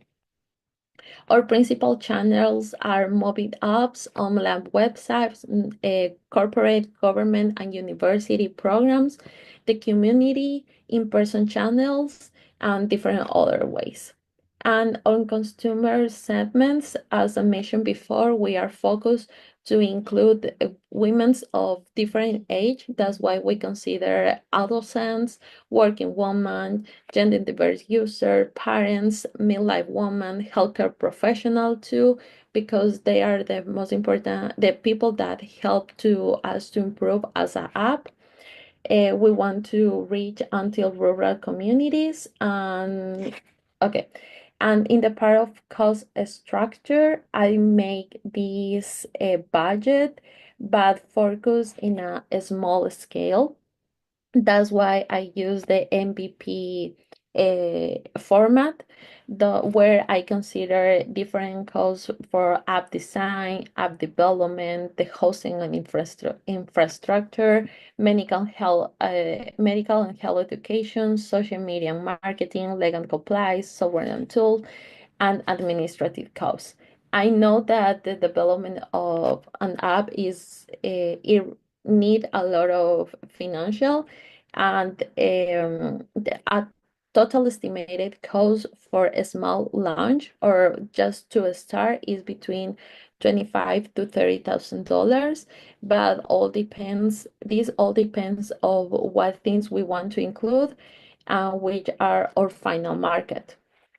But for that, we have the revenue streams, and I would like that this app will be in, of course, for education and of course for help the women's, but also like I would like to try this like a e-commerce market or e-commerce store, sorry, because one of the objective also is make some partnership with brands that are focused on the health of women and make this app, for example, the partners have the opportunity to sell their products on this app. And as you know, when you have the opportunity to find like a good product, you can make that relationship with the brand. So that's why I decided to include this section with the partners that in the market there are several different brands that we can make partnership. For example, not only focus in the sanitary part, we have like different partners that are sell, for example, pills for pain, vitamins, and other products that are the women usually use. In the SWOT analysis, our principal strength is that the app help with the app that help in different stage of life. For example, in the teenager, it help with the menstrual and reproductive health by tracking the cycles, predicting ovulation, and synchronizing with different variables. And it provides education content on topics like menopause, on period, or along with mental health resources like mindfulness exercise and access to therapies. A safe online community let the user connect with and support each other without monitor discussions before. Is an inclusive design, ensure that the platform is accessible, is user-friendly, and support a diverse ability, culture, backgrounds, and technical skills. Um, and I think that one of these important strengths is working with healthcare professional. This is a big advantage because they make sure that the information is accurate and up to date with the latest medical standards. And their expertise help explain complex topics clearly, building a trust with user. They also bring practical tips and real life advices, making the content more useful and readable. Bianca, thank you so much. Just a quick time check if we want to wrap up in the next few minutes. Yeah, almost done. Okay, the weakness is a principal weakness is the strong competition with different apps in the market. A big downside of this approach is that the app will be expensive, meaning a lot of money for especially for we need expert help, marketing, and technology. And another witness is handling private health data is sensitive. And nowadays there are different regulations that we need to consider. One of the biggest opportunity, as I mentioned before, is partnering with different public health campaigns as a great opportunity to both it, and this one is a great opportunity to improve the brand's credibility. And this collaboration allowed to the brand support important causes, build good relationship in the community, and show a social responsibility. And the other opportunity is make partnership with different brands. So in that way, they have the opportunity to selling the products online. And this is, as I mentioned before, this is a great way to increase the consumer loyalty and make more money by offering special items and branded products. And the one of the treats are relying too much on the partnership because this can cause problems because relying on the sponsor for funding and resources can reduce the group's independence and decision-making freedom. And one of the other trees is the health data collection because more common privacy concerns are increasing. So especially for companies in the digital health field. So the plan of action, I try to solve the first two steps. And of course, there are more toward that I need to continue, especially in the creation and evaluation, in the marketing and implementation, and of course, in the global expansion. And okay, that was my presentation. Thank you so much for your attention. And if you have questions, I will be happy to address. Wow, this is going to be tough this year. Last year was still there was a clear winner emerging, but this year in my mind, I'm glad I'm not one of the judges this year. Okay, so yes, we will do some Q&A, but before I hand over to Tanaya, Joachim, and Shivani for Q&A, I just want to say, after this session's Q&A, we will have 15 minutes. We'll be probably able to wrap quite sooner. And in that 15 minutes, I will share about Bhavna, who is online, her project. She will not be able to speak. When I share her idea, it will be clear why. And that time, the judges will have time to deliberate if they need thinking time to put on the final scores. In that 15 minutes also, then we will have the final round of, hey, this is the voting, this is how this went, As the judges are doing their deliberation, I will explain to the candidates how the voting was done. We will announce our winner. If people want to stick around and have some time for discussion in the extra time window we will do that. So with that, over maybe Joachim, we'll go with you first this year, and then Tanaya, and then Shivani. So this round, yeah, go ahead. All right. Thank you so much for this presentation, Bianca. Very well thought out. I appreciated your focus on creating this community around women's health, which is a global issue.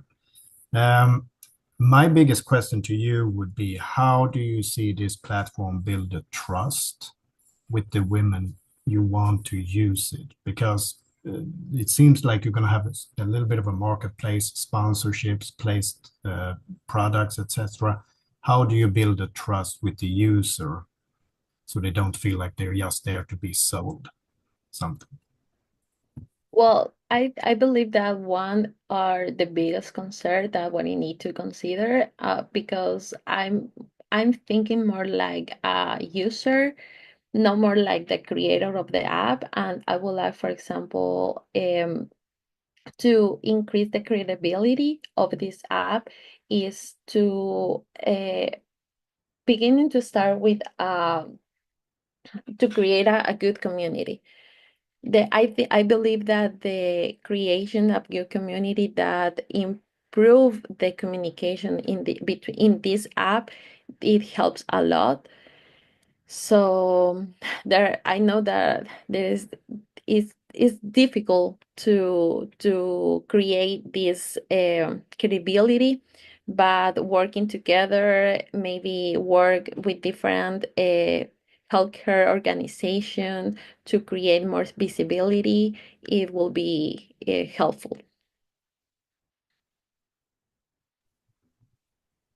Thank you. And I'm a little bit curious also about, do you have any key performing indicators already thought out, how you will measure success?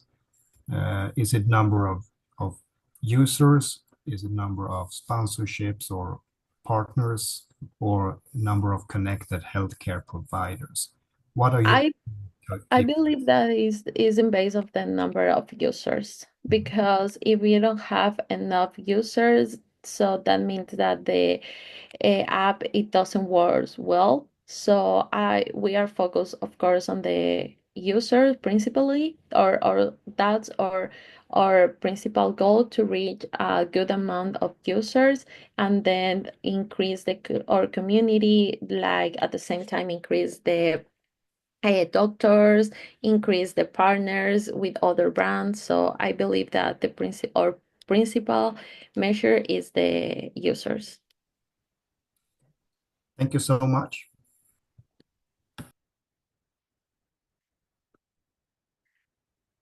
Thank you. Tanaya, Shivani? Yeah, I can go next because I actually have to go. I'm doing a keynote at 10 o'clock on the dot. So let Oh, me, yes, let me, so and actually let me tell these ladies about it really quickly. It's important for them since they're interested in the venture space. A friend of mine started HerRights here in Arizona, and it is an educational platform that educates people of color how to run venture capital backed businesses. And they're actually doing their graduation today. So she's one of my good friends. So that's the only reason why I said yes, because we're very, very close. But for the women that are pitching today, if they're really interested in building highly scalable, impactful companies, right? HerRights is an offering that educates you on how to build these. So that's just a side point. So first of all, great presentation. The Flow app, by the way, has a valuation of $1 billion. And that particular app, which measures, an effective, our menstrual cycles, right? There were no men that were interested in participating until they started seeing the revenue indicators, by the way.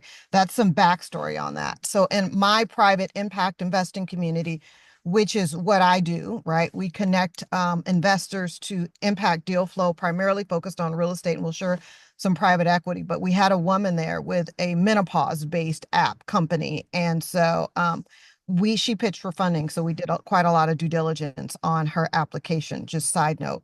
But love how you focused on the problem, the real key points for women, great presentation, the societal taboos, lack of education, stigma around reproductive health, no one likes to talk about it, right? But you're seeing a massive shift, especially in the women's venture capital world and community, around education and investing in women's mental health care concerns. So this definitely is a shift in the tide, by the way, specifically for this type of company. We're seeing more and more of these products that are being introduced. So like the inclusiveness focused on cultures, languages, love that. Love that it combines the cycle tracking, the educational content, right, and the emotional appeal. Love that as well. There are established players, like Flow, I know, because we just did due diligence on one of these private companies. So we just want to talk about how we'll differentiate amongst these competitors more concretely than what I saw when I was looking through the deck ahead of time. And then we'll want to think about how we handle that sensitive health data, right? I know, because this is something else that we do and uncover in due diligence of these health app products. And then how it can, and I think somebody said this in the chat, right? Compliance with privacy regulations. Yep, somebody said that in that as well. So suggestions for improvement, focusing on just deciding how we're going to differentiate really super concretely. Maybe it's underserved segments like younger girls just entering puberty, right? Like I have, two older teenagers. I have three kids, but two girls, and they use the Flow app. So maybe we just hyper focus on an underserved segment. Like just entering puberty or older women navigating menopause, like the healthcare company that we looked at. And then what, again, is that clear plan of action? What's that hyper pilot target going to be, right? Where we can measure financial and impact. In my impact investing community, it doesn't matter. Everyone's still hyper concerned on metrics, right? I just did a impact mastery series yesterday. I have the impact investing community. She's got Invest for Better. We both educate. They focus on more early stage investing. I only focus on private deal flow. Everyone's concerned about measuring impact. So we still have to be hyper concerned about how we're going to measure these from a financial point of view and from an impact point of view. And just, one of the things that I think I disassociated when I was giving these types of presentations in grad school is you always want to think like you're the investor. What do you want to see? And I think that that's so important. So I'm hoping that you all carry this journey, whether you decide to start your own highly scalable, impactful company, a lifestyle business, but be an investor and think like an investor. What do you want to see? You want to make sure that your time and your capital, right, and how you're going to measure that will give you the return that you actually want. So how are you going to pilot maybe in select markets with really high engagement? How are you going to expand the features, right? And then what does that look like from a scalable perspective? So we always start here, right? But then we want to track here, but then we always want to have an eye for the future with scale. Right. So these assets, right, can run without us. They continue to build and grow without us. Right. These are concepts that, you'll be thinking about, as you build and scale your own asset as a business owner later in life, which I hope that you all will, whatever that looks like for you. So that is my advice, right? So obviously we talked about the privacy, we talked about, the partnerships, but just continue to refine that the subscription model, sorry, and consider some freemium tiers, to attract users. So, yeah, that's all. Those are my comments there, that I want to share. So thank you so much. You did a great job, by the way. This is not easy, right? It is not easy. You're thinking about what's my team? What's my market? What's my product, right? What are my financial metrics? How is this going to scale? These things are not easy. They're not. So you're doing a fantastic, fantastic job. Okay. So just wanted to commend all of you guys for that. Nahas, thank you so much. Your feedback is fantastic, and I'm even learning new things. So I'm so happy to have you and the rest of our judges and mentors here. Just very quickly, I would love to be able to see the keynote that you will be delivering at 10 a.m. If there is a link that we might be able to watch it after the fact, or perhaps you could provide a link in chat to so we could learn more about Venture Rise. Yeah, I will have my friend Matt. It's her program in conjunction underneath, like with somebody talked about the ACA, right? It's a program underneath our Arizona Commerce. So let me get that from her. This is her program. I'm supporting my really good best friend by doing this for her, right? So let me have Understood. her send that all to you. Okay. All I know is she asked me to do a keynote for their graduation, right? So that's Terrific. I'm Well, I'm we'll supporting look my forward friend. to seeing it later and learning more about Venture Rise. But that's wonderful. Thank you so much. Okay, thank you. Thank you so much. Really, if then I thought you told me on phone that the keynote is at 11:30 and 11, so that's why I pushed this out. But if you do have to leave by 10, then we have to finish what we are doing here first. So let's just make sure we have the voting completed. Tanaya, why don't we do this? We want to make sure Shivani gets to ask Q&A so that her voting is also fair. Why don't you submit your scores to Jessie if you do have to drop off before 10? And I had said that please email votes and the scores to my email. Are you able to do that, or is it easier for you to send a private message to Jessie in the chat right now before you drop? I'll do that. Thank you so much. Great job. Okay, perfect. So then let's get back. Thank you, Tanaya. Thank you for joining us. If you can continue listening on 10, great. All the best for your keynote. Now let's continue with this process then. Shivani, we will move on to your Q&A, and then we will have you and Joaquin think about it. Joaquin said he has sent in his vote, so whatever you guys need, I will explain to the candidates, and we will talk about Bhavna's projects as we are doing it. Okay? Go ahead. That was amazing, Bianca. I love this app idea, and I can tell you have thought about this very comprehensively. The features of the app and having it drawn out, that really helps me as a judge visualize how it might be used for a user. What I really liked was the focus on women facing menopause.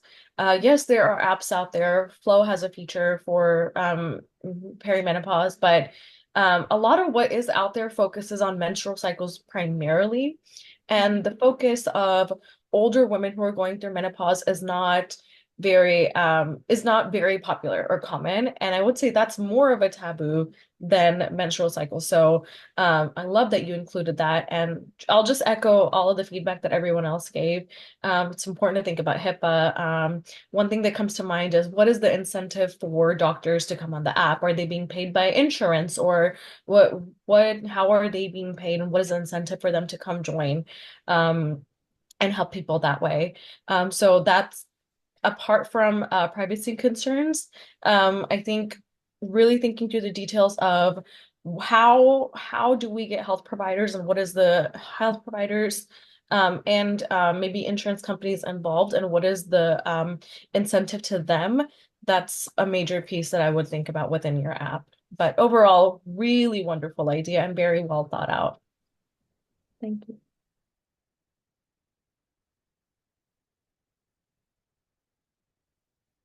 Thank you. Thank you, Shivani, and thank you again all. So Bhavna is still online, and what I'd like to do is, Joaquin, I have received your vote. Shivani, why don't you take some time? Jesse, if you have received Tanaya's, do forward it to me by email. I will flash the table once we go through this deliberation segment.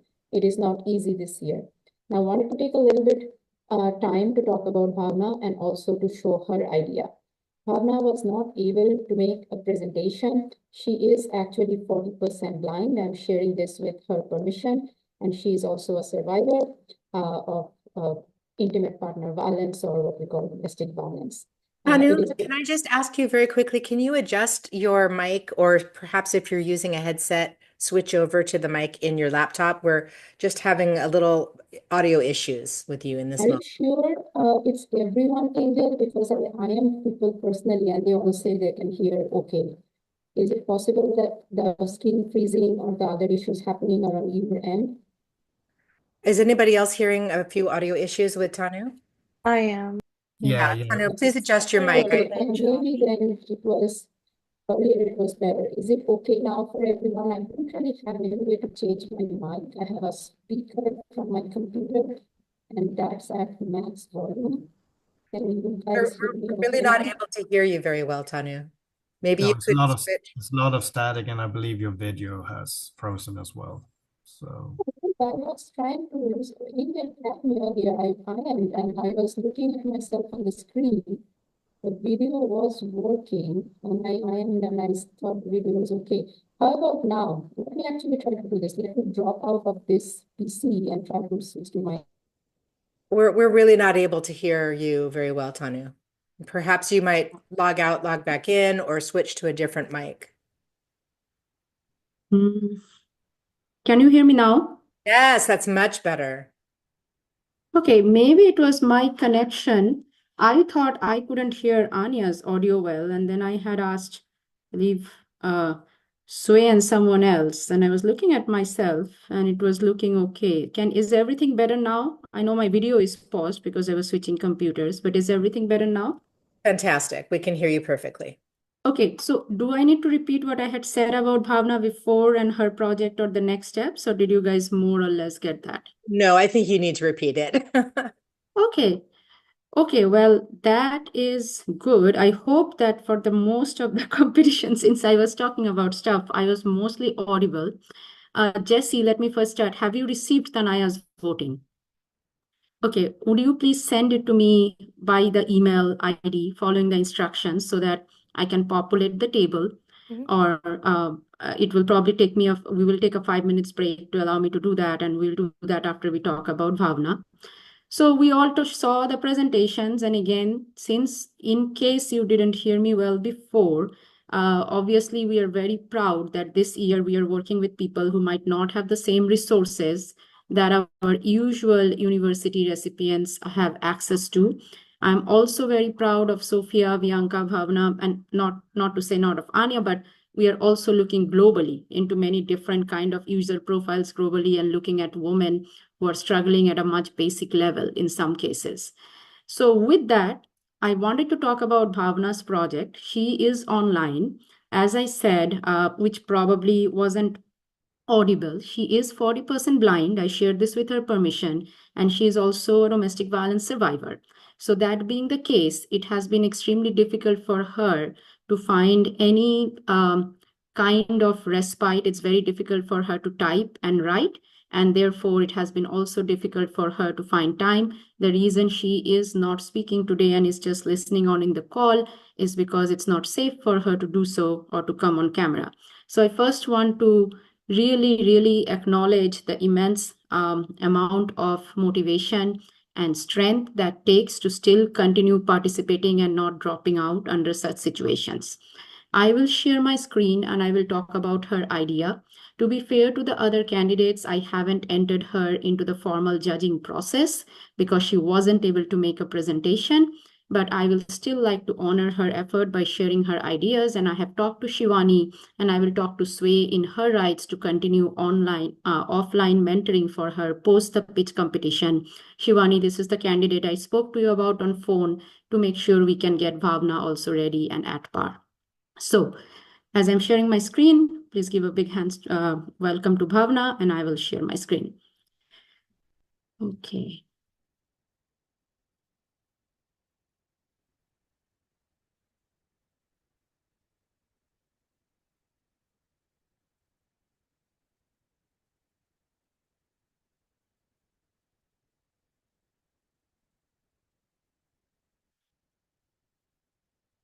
Okay. Can folks see my screen? Yes.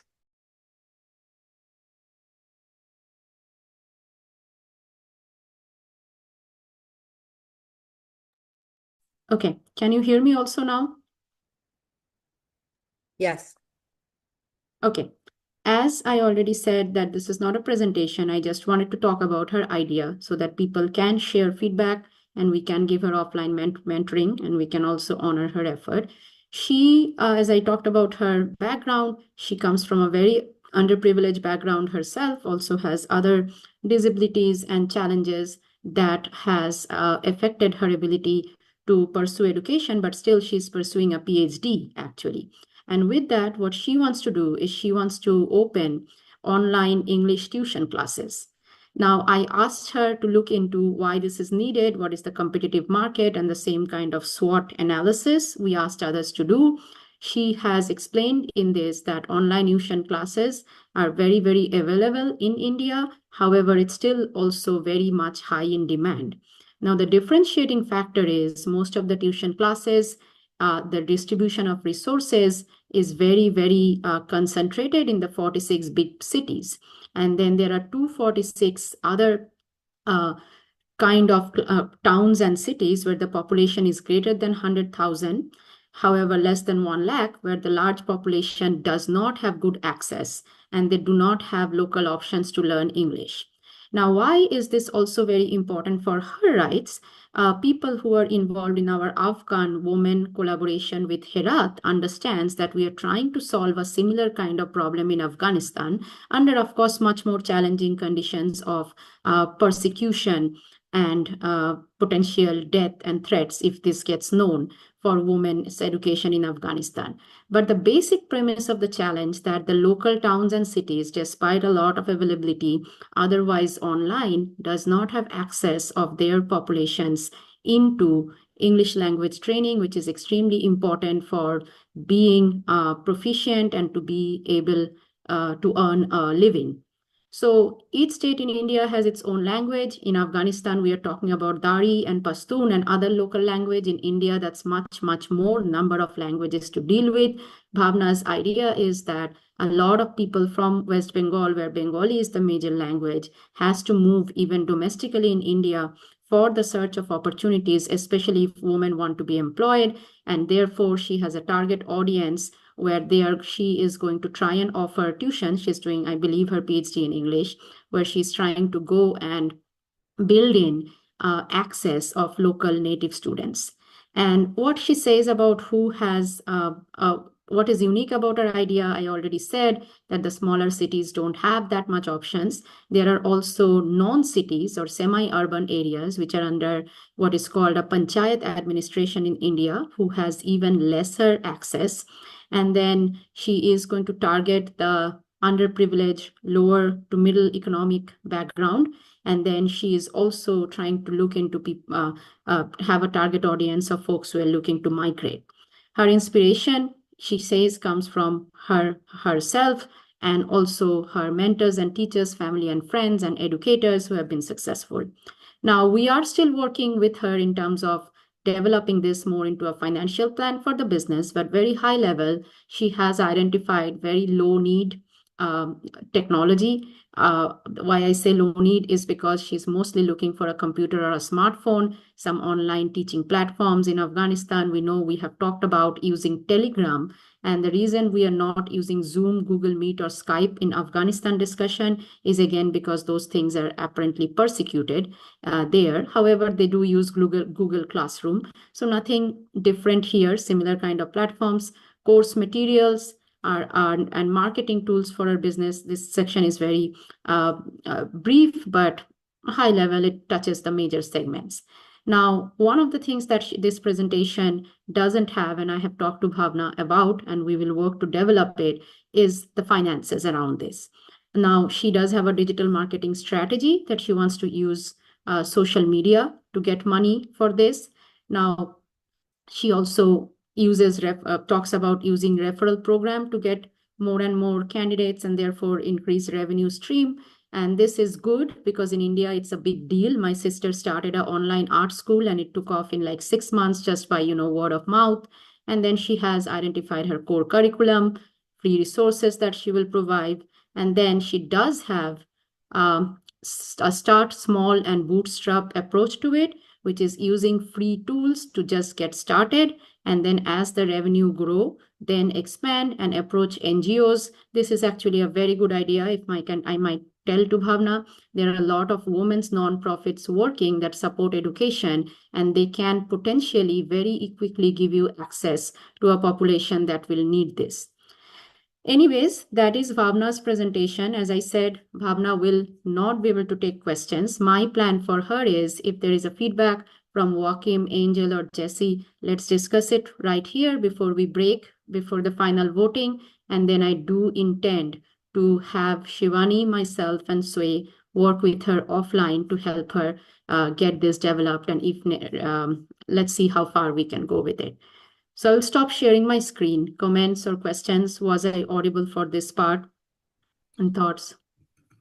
Yeah, so thank you, Tanu, for this presentation. I am curious about the financials. I understand you're going to use easy access technology, but my question would be how would the founder make money?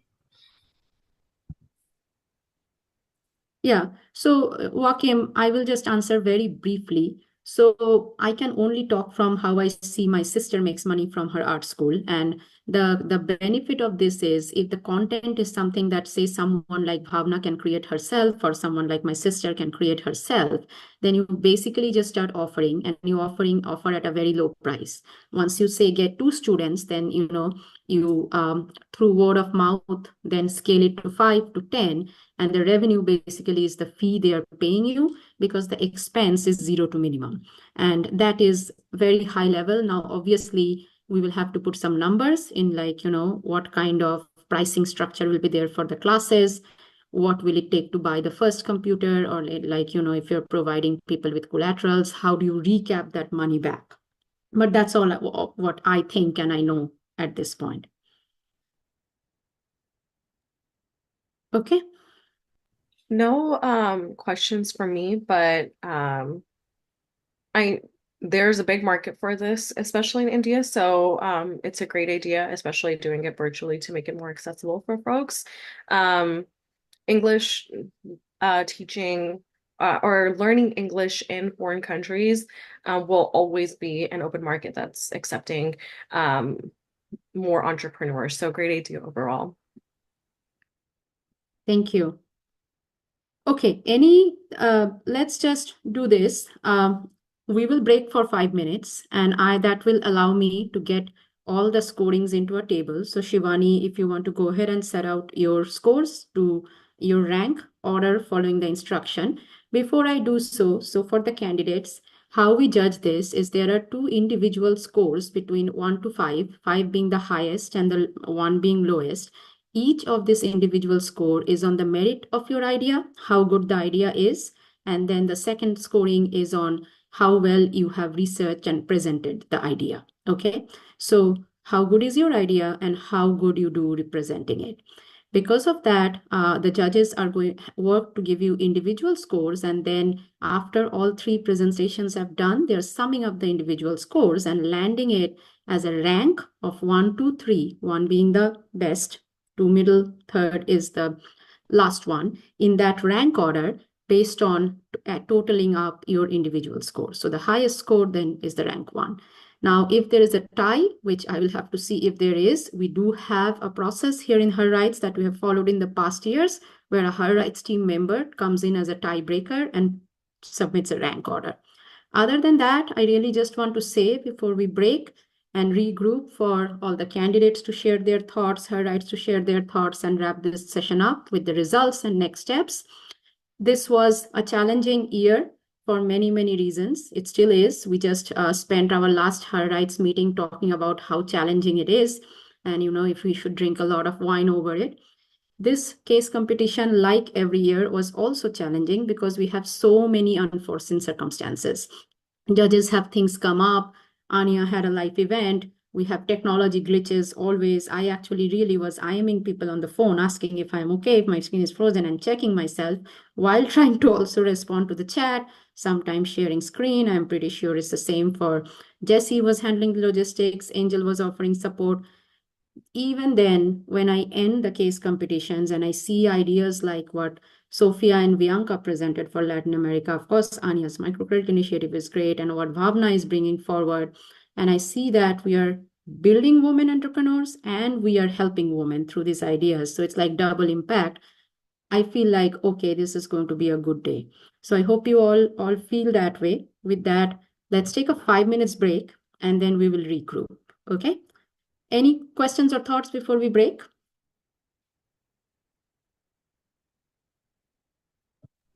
Okay, if not, let's just break for 5 minutes.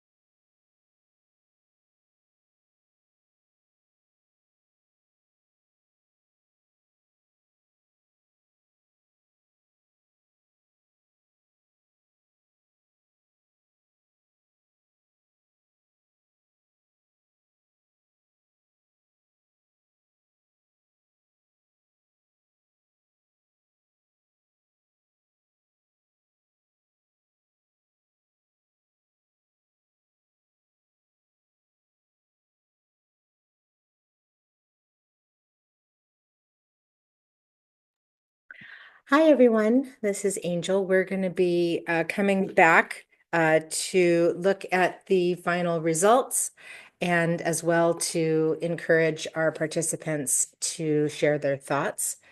So as you hear my voice, you can start heading back over to your computer, to your Zoom meeting. And we're also going to just give Tanu a few moments to transition. She is going from laptop to phone, I believe, but she will be back with us in just a few moments.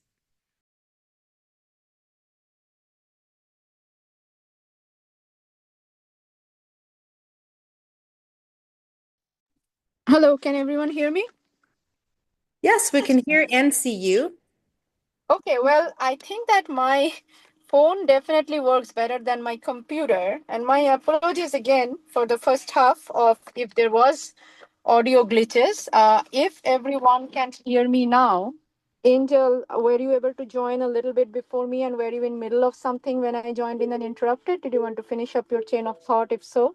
No, it was perfect timing. I was just letting everyone know that they should come back to our Zoom meeting and that you were transitioning from laptop to phone, but now you're here, so please take it away. Okay. Well, thank you everyone for joining again. Let me just start by doing a quick check of who we have online. I know Anya has dropped off. I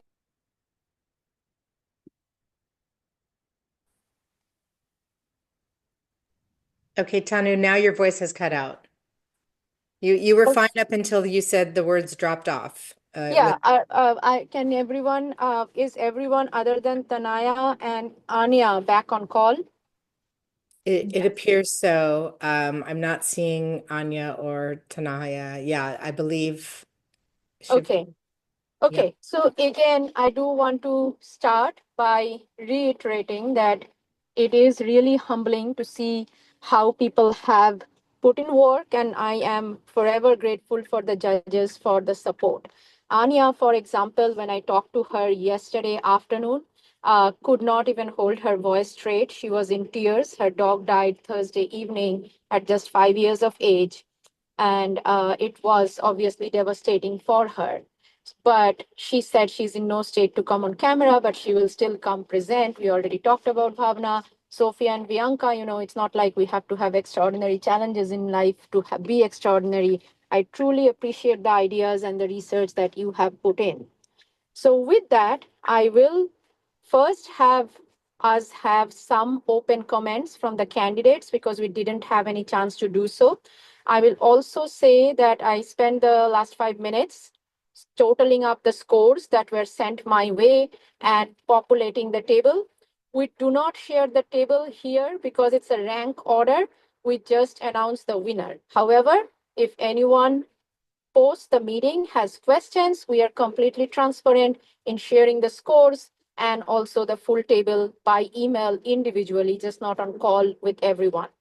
Now, with that said, there is also a feedback form that was sent by email, but the judges have already given their feedback. Joachim, thank you for sending a descriptive feedback by email. We also have the recording. We will send all of that out as follow-up, and we will have continued mentorship like we talked about, more so in cases of some people, less in others. So with that, let me turn this over to people who didn't get to talk much about what they heard in other speeches, how the experience was for them, if they want to share something. So, Sophia, Bianca, anything you want to add? I just want to add, like, thank you for this opportunity. I like before this competition, I didn't like hear about HerRights, which is so one professor from the physics department is the one that he told me. But I am glad to be here and to compete, and I think that was a good opportunity to think this idea and how you can develop it. And then when I meet with my mentor, she was like, no, think more. I was like, okay, so like develop the critical thinking and how that people like women or men in general, people, we can develop new ideas and we have the sources also to gain money, of course, but also help people. So I just want to thanks to everybody in the judges to be here and to Tanu because she was always like, hey, can you send me this? Or I'm gonna meet with you and like all the logistics. So yeah, thank you very much.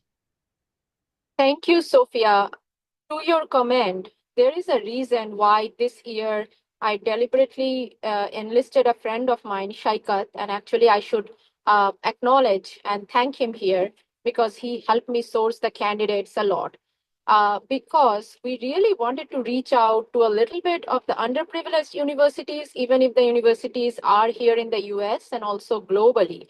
Because what I realized is the things like what Tania was teaching, for example, Joachim was pointing out, or Shivani was pointing out, which is metrics and how to develop a business plan, critical thinking.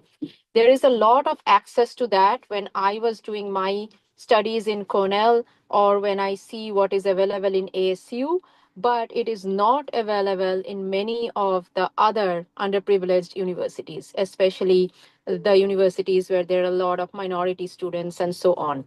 That's why we wanted to make sure, again, please remember the full intention of this competition is to make sure you have continued access to the mentors that you have connected to through here for whatever you lead in your career journey, your entrepreneurship journey, your job finding journey. And that is, please, something that the mentors are very gracious to provide, but please take advantage of that. So with that, Bianca, you want to add something before we will go to the results, and then we will wrap up with comments from everyone. Oh, yes. I would like also say thank you to everyone. It this was a good experience. I believe that it was not just for me, if not for the other participants. It was great in the part in because I have the opportunity to develop in my belief it is a good idea from my experience, and I hope that will be maybe be real in some point in the future. But thank you, Tanu, also for always be there to help us with always trying to improve our idea and something like that. And thank you for the opportunity to give me now. Thank you. Thank you. Thank you, Bianca. Okay, so with that, let me just go to the announcing the winner. And let me just say before I do so, I read through the comments that the judges sent and the scores. It was a very, very tough competition this year. And some people did very well in their presentation, preparing of the slides and the research. Some other folks were excellent in other areas in terms of getting deep into the financials. So it was very hard for the judges to really even judge around the two broad categories we had put in. So I do want to say that, Bianca, your presentation came up as the one in terms of the slides quality and what you have put in as the best. With that being said, out of Anya, Bianca, and Sophia, with rank 1 from 2 out of the 3 judges, Sophia, you emerge as the winner for that. Congratulations. I am not tech savvy enough to do some banners and confetti, but if Jesse or Angel knows how to do that, please go ahead and do that. And then the reason for that is that 2 of the judges did feel very strongly that you have a very good idea of your user profile, of who you want to target, who they are, and how do you want to go after that. Now, in terms of improvements, there were some questions for Bianca's presentations on trust. Ania's, unfortunately, because of the event, was probably a presentation that has a little bit more question on how to compete in the market and the value for this. That being said, this year was really tough. We put in all the presentations from the years. We tried to on our HerRights website. So if you go to last year's, you will understand how well each and every one of you did this year. With that, let me pause here. Questions or comments from anyone else in the bridge who wants to chime in? Well, I would like to say that we had, I mean, all presentations today were really strong. and it was just fractions of readiness, in my opinion, readiness to translate this business idea into a business or a platform, an app, whatever you were doing. So it was very tight. It was difficult, but here we are. Congratulations to all of you who participated in the pitch competition this year. Thank you, Joachim. Anything, Angel, Jesse, Sway, or Shivani, you want to add? Yeah, this was my first case competition, just being able to sit in and watch the proceedings, and this is such an impressive one to be able to join in for the first time. All of the presentations were really interesting and well thought out, and being able to not only hear the initial conceit, but then also all the feedback from the judges, just even as a third party, was really, and I don't know if I have all the correct words to put into place for it, but I learned a lot. It felt very empowering to see all these young women, and I'm just super duper impressed with everybody, going to school and taking the time out to do all of this with all of the thorough research and putting together the presentations and clearly practicing everything and getting it all ready for us. So I'm super impressed. I want to thank everybody for participating. I want to thank Tani for putting this entire thing together. It's super impactful and incredible to see all of this come together every year. So just Thanks, Jesse. thanks to everybody. That's great. Jesse is one of our junior board members who came on board this year, or actually last year, and has been learning a lot about how boards are managed, as well as how nonprofits struggle and find success in this world. And she's been a great help, has been also helping us on several campaigns. So we're very happy to have you with us for the first time, Jesse. And I do send out a congratulations to all of our participants and a big thank you to our judges/mentors. This program that Tanu birthed is actually one of the things that HerRights does that I'm really most proud of, because it's giving an opportunity for people with ideas to not only realize that their ideas have merit, but understand how they can take that idea to the next level. And this is really so much of what we see is missing, especially for women and folks from communities that don't generally have these kind of opportunities. This is a gap that we hope to fill. And this is a great example this year, I feel, of how the program is developing and growing, now inviting folks from various universities instead of just staying local. And I hope it continues to grow. And I invite everyone to stay with HerRights, follow us on social channels, and connect with us on our website to take as we move into 2025. We have a lot of challenges, but this is definitely a program that we would like to continue developing. Thank you, Angel. One quick thing I will just add, I forgot. As next steps, we definitely will send out the feedback. We will do the diligence on sending the certificates and the award. We obviously will do, and this is very important, some social media posts from today's pitch and on the ideas. I do encourage everyone to send us your LinkedIn. If you're on Facebook, great. If not, doesn't matter. Facebook or Instagram. And LinkedIn, and if you're on, X, fine, but LinkedIn is really the most important handles. We do have pages there. We will tag you and talk about your idea there. It will get you as a student quite some exposure into starting out in this world. Even if you are not starting out as an entrepreneur and you are going to look for jobs, it does help you build your career profile. We will also tag the judges with their permission, and you get exposure to their audience and connections also. So please do not forget after this event to send your LinkedIn handles out to us. Give us some time. It will take us some time to compile the feedback and the certificates. The social media posts will probably be more immediate. And I will, with that, now ask if Shway, you want to add something if you didn't get a chance to speak earlier. Yeah, thank you all the judges and the participants for participating, and Tanu for hosting it. And I myself very much happy to be part of this thing. So much talented people are coming forward and presenting their ideas. It is so good to see how much ideas people have in their mind, and they just need one platform to show it and build confidence in themselves. So it was great. All the participants did exceptionally well. Thank you, Sway. So Sway is also one of our HerRights board members. Usually in the beginning of the meeting, we talk a little bit about HerRights, introduce the team. Today we couldn't do that because Tanaya had noted to me that she has to drop by 11 a.m. I'm now glad that we heard it through because it ended up she had to drop at 10. So my apologies for that to everyone, but you will have the slides where we talk about HerRights. We have already sent it out. We'll send again. I don't know if I missed anyone.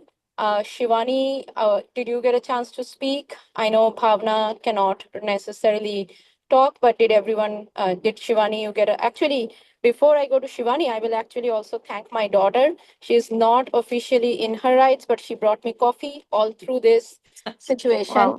And was very patient when she was getting late for a gymnastics class. So we do this for our daughters as much as we do this for ourselves. So with that, I will pass it on to Shivani if you want to say anything.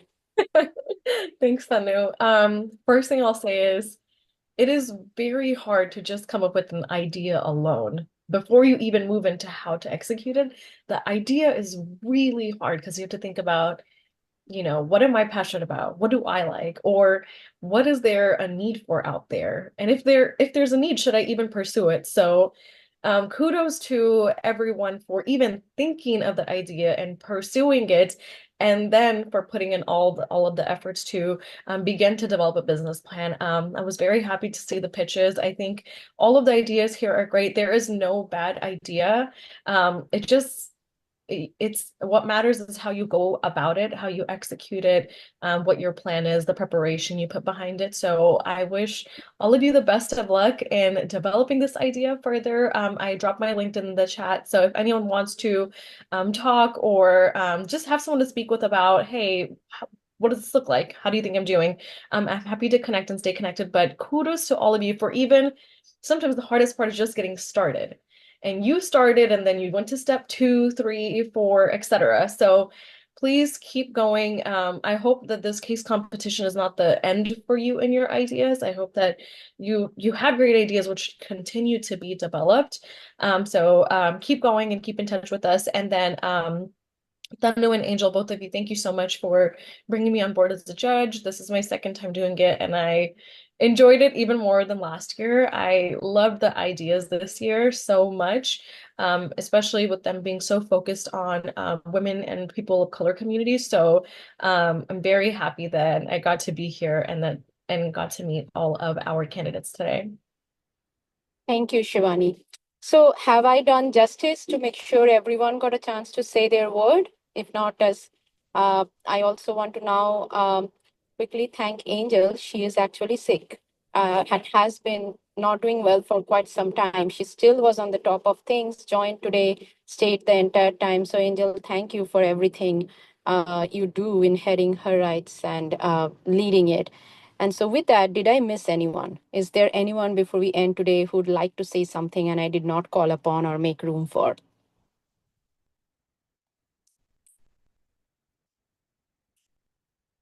Does not look like it.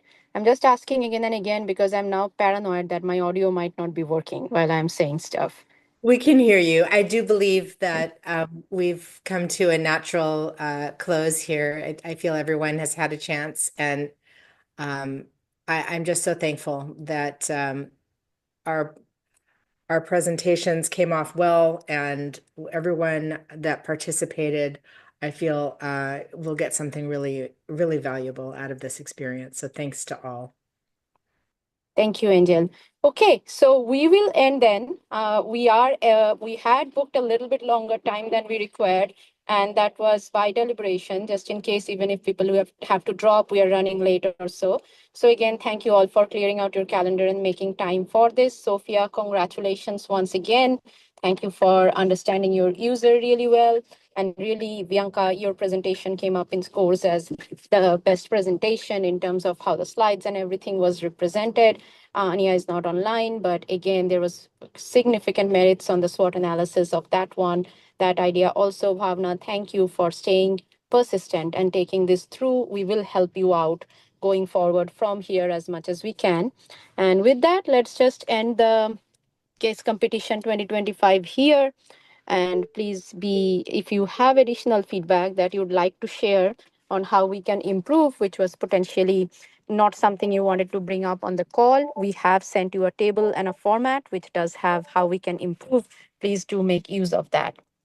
And thank you all then. Thanks, everyone. Thank you, everyone. Thank you very much. Bye-bye.